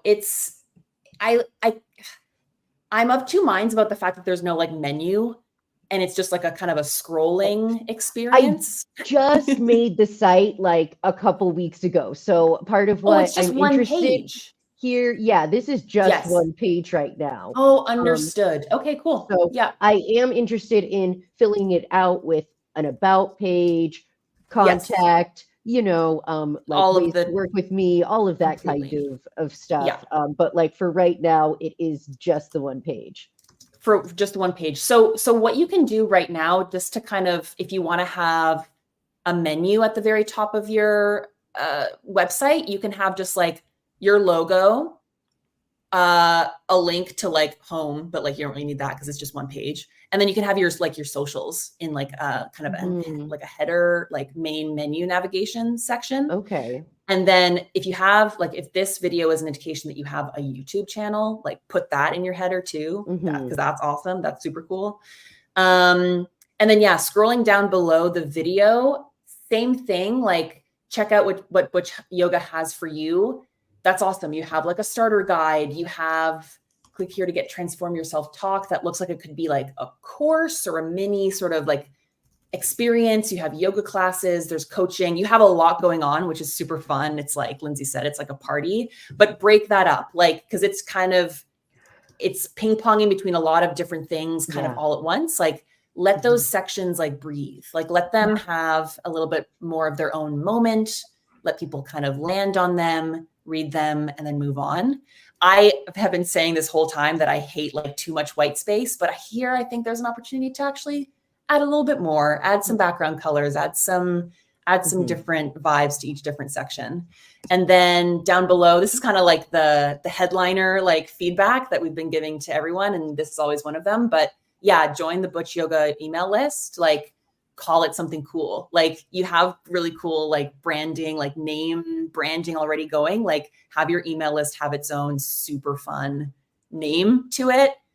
Call it a specific kind of community, or you know, you want it maybe like bring the party to your inbox, something like that. And then, yeah, benefits, like what do people actually get out of your email list? What do you talk about? What do you, you know, like if the party continues, what's in there? What do they get whenever they get an email from you? And I feel like because it's yoga, and I feel like there's room maybe for a fun freebie. I don't know, mini video that they get, or like a downloadable, like, I don't know. I think there's some cool like lead magnet opportunities there. But I get it how it's like you're starting out, you just have an email list, you want to start grabbing emails. That's cool. First step is just to put a cool brand name up on there and make it a little bit more obvious why people should sign up. The self-talk starter guide is the like freebie. Oh, right now. You do have one. So yes. The PDF. I do have a guided meditation that I wasn't super excited about, so I kind of took that down. But yeah, I am interested in adding more freebies. Thank you so much for that feedback. Of course. Of yeah. Of course. Hi, Kat. Oh my gosh, he just has not been here the whole time. As soon as came on camera, he wanted to jump on. But cats know. They know. My cat does the exact same thing. He knows. Lindsay, I'll pass it over to you. Yeah, the other thing I was gonna say is, do you do like a free yoga, like a free community class every month? I haven't been lately. I am planning on getting back to that. For next month, the class is going to be a special Father's Day event called Be Your Own Daddy. So that's exciting. Nice. So yeah, I'm interested. So one thing is, Madeleine, you said about not having so much of like the kind of offers on the main page. Would you put that on a different page? Or... I think it's fine to have all of that on your homepage. Okay. I think that's fine.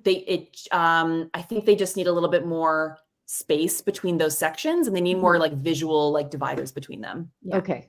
Because here's like, so because having a one-page website's perfectly fine. You can still have a menu that just anchor links.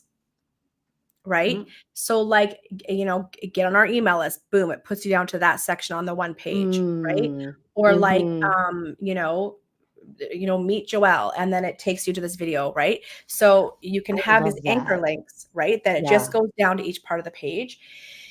I might almost say like, you know, we got a smorgasbord of like, you know, whatever for you. Keep scrolling for all the goodies, you know. I mean, use your own language, but you know what I'm going for here.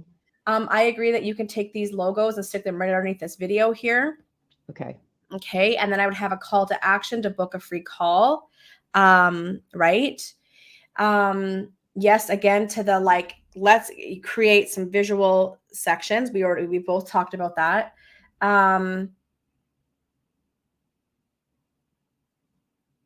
So we have free self-talk starter guide, transform your self-talk. What are the difference between these two?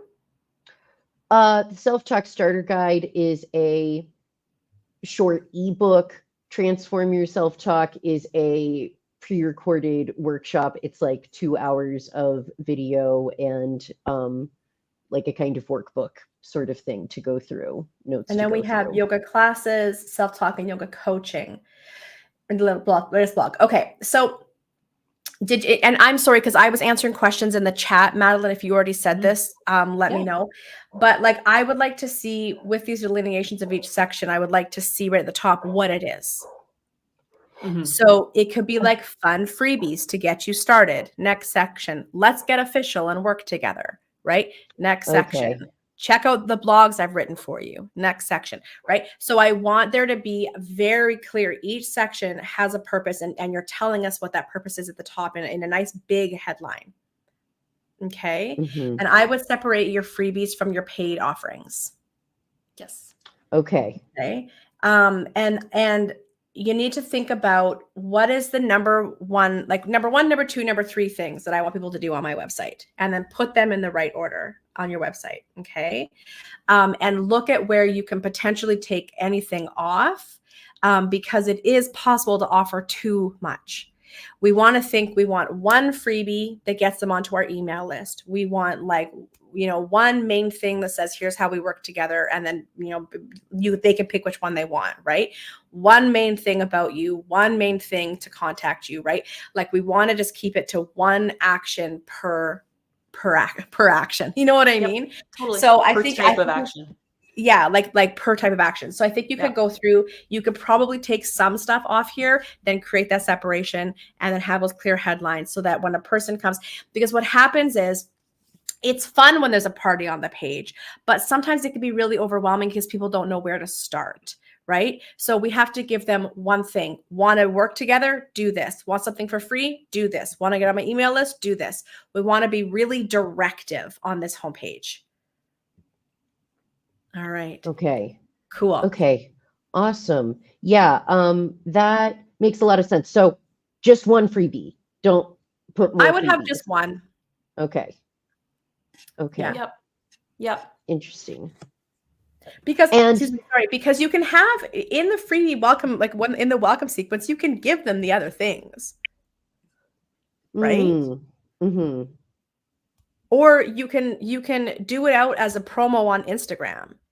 Have you guys done this yet? Go and sign up here. But it changes up the free content you're giving away, but you use it strategically throughout the year. It's not all available on the homepage.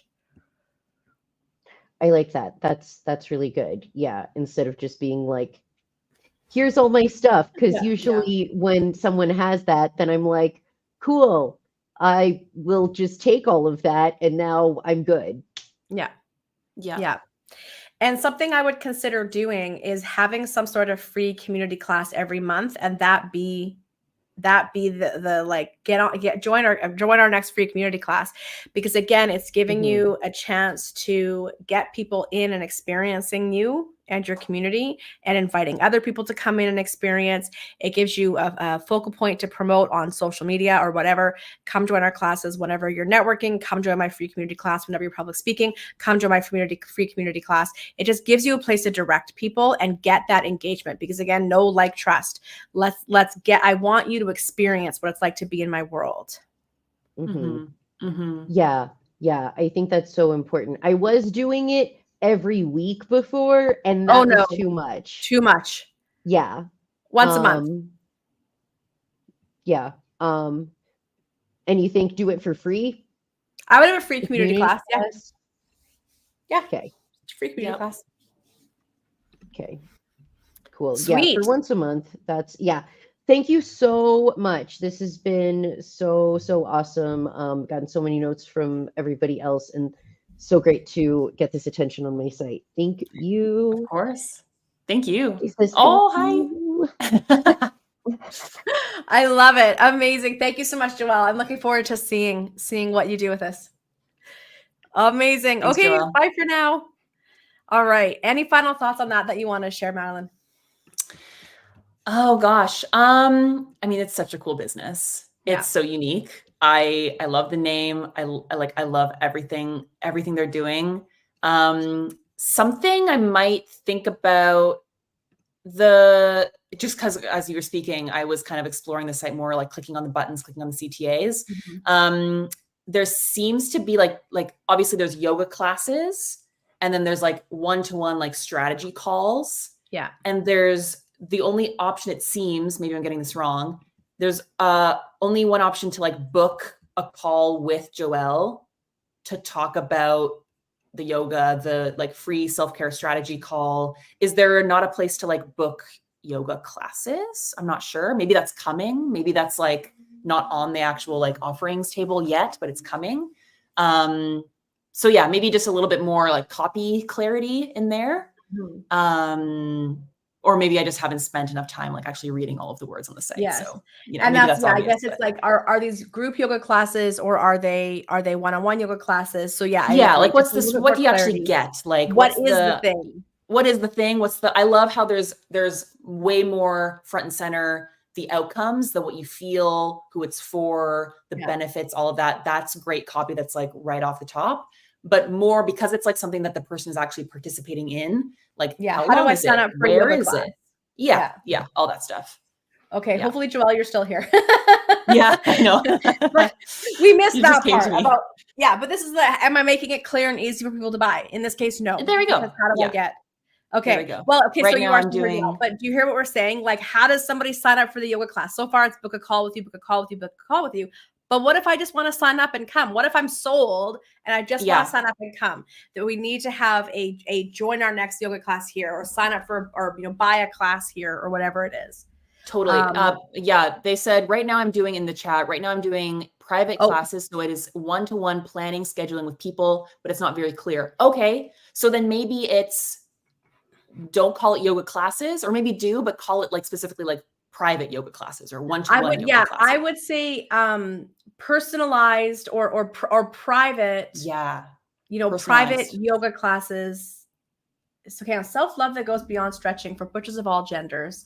You need to add that in here. Private yoga classes or private yoga sessions, or just private yoga and self-love with Joelle, right? So we need to add something like that in there. Okay. The self-care strategy call and it sounds different than what it seems to be, which is like an intake call for private yoga. You know, those sound like two different things. So I feel like you could say here, I'm promoting, okay, so your old site was more on providing, hang on, where'd my mouse go? Wrong screen. Your old site was, okay. So yeah, you want to think about, because you've got so many different buttons with calls to action that all lead to the same Calendly link. I just think you need to get one call to action for your page, which is let's talk about working together. Yeah.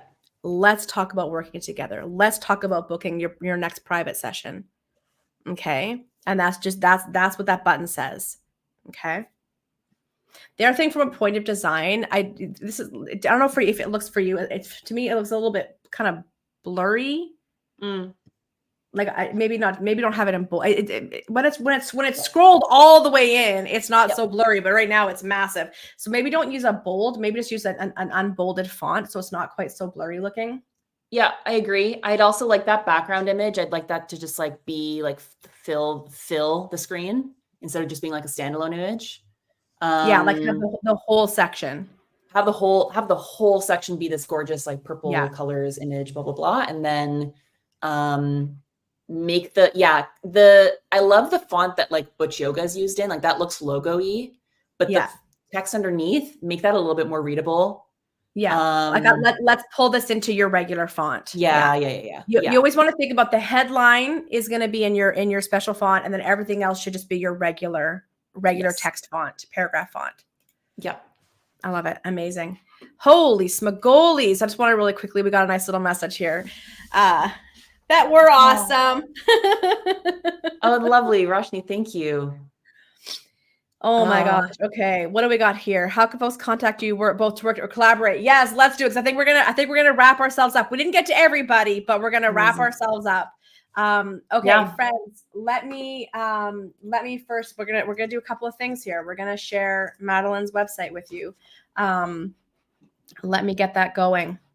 This conversation, by the way, has had me getting ideas for how my website can be improved. There's been a couple times where I'm like, ooh, should I incorporate that? So here, should we give feedback on our websites? Okay, so here's Madeleine's website. Yes. Yeah, this is my website. Here. It's just my first name, last name.com. I've shared the link here in the chat. Perfect. So there you'll find some high level info about what I do. I have an about page. I have something. Are we going into feedback on this site? I would love to. If you have feedback. I don't think I've got the mental capacity. Plus, I have friends coming over for Sopranos and pasta night in an hour. So I probably should get going.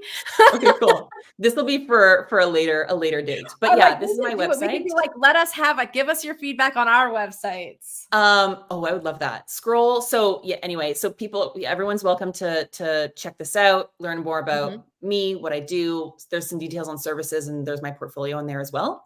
And then if you scroll down all the way to the bottom, I have a little freebie there, which is the ultimate pre-website checklist. This is just, it's a number of pages. I think it's like a 10-page PDF with like tangible questions. It's 10 questions that you should ask yourself before you even start building your website. Things to think about in terms of the flow of the website, what the CTAs will actually be, how people will actually find the website, which is huge, like what your general content marketing strategy is, what your general thoughts on SEO and discoverability are, and then also things to actually gather before you start either building a site DIY or working with a designer to launch the site. So things like gathering your brand assets, choosing your fonts, choosing your colors, prepping that logo, prepping the imagery, getting those headshots done if you can, outlining the copy, that sort of stuff. It's just a list of questions that can really help you out, sort of contextualize your website project. If you're kind of like, where the heck do I start? Start here. And it's free to download. I'm also on LinkedIn. If you want to chat with me on LinkedIn, I love chatting with people there. But you're free to get in touch with me through my website. There's a form on there too. And is your LinkedIn on here? Although you can quickly grab your LinkedIn as well. Go grab your LinkedIn real quick while I'll flip over to mine. So you guys, this is me here, theradicalconnector.com. So I'll let you come and find me there. And so what I do is I teach marketing and sales skills, and I really love working specifically with service-based solopreneurs, people who have a business, who have something they're really passionate about, they're using to make an impact, and they don't know what the heck they're doing. And so what I like to do, sorry, it's like blending in with the pink of the StreamYard screen. Anyways, and so really what I want to reinforce for folks is that your perfect customers are looking for you right now with money in hand. Your job is to get your business in front of them and make it clear and easy to buy. And so that's what I'm here to teach you. So you can have a look through. I don't have an image of my lead magnet up here. I used to. I'm trying to go without it right now. I'm trying to simplify to see how that works. But you can get mine. I have a free course for business building basic every entrepreneur needs to know, where I take you through the basics you need to know. I have a line I repeat over and over. There's no guessing in business. You need to know. And so this takes you how to get the answers that you need to know. I have really sort of flipped the monopoly table, I call it, on traditional courses and group programs and coaching, and sort of just ditched all of it because it just is not effective. And I do live Q&A sessions. I have a live Q&A community called How to Entrepreneur, where we get together. I've segmented it. Every Tuesday we meet. We have different focused sessions: email marketing, social media marketing, website copy, sales page review, sales, right, networking, whatever. And we get in there and you ask me your questions and I answer your questions. So I'm able to meet you exactly where you're at when you need the information. And I also have a really fun $9 sales membership that you can check out as well. Joelle is a part of that. I think there's a few people here that are a part of that. And it's a cool $9 a month. And I send you a sales script every single Monday. It's all based on consent and taking the ick out of sales. And we meet online as well. And you get my Ick-Free Sales training. So I have everything from free to inexpensive to a little more robust. So go check that out. This is our schedule here of when we meet and what we get up to. So this is what we're all about here. I have one session called getting through the entrepreneur ass. In there. Yeah. So there we go. So there's mine. There's Madeleine's. You can connect with me directly on my website. Just go to contact. You can find me on all the socials, wherever you need to find me on social media. And that's about it. I think that we're going to wrap up for today. Madeleine, I've had so much fun. I am so happy to do a round 2 again next month if you're up for it. This was a lot of fun. Yes, let's do it. Before we leave, can I get a screenshot of us on this little call right here?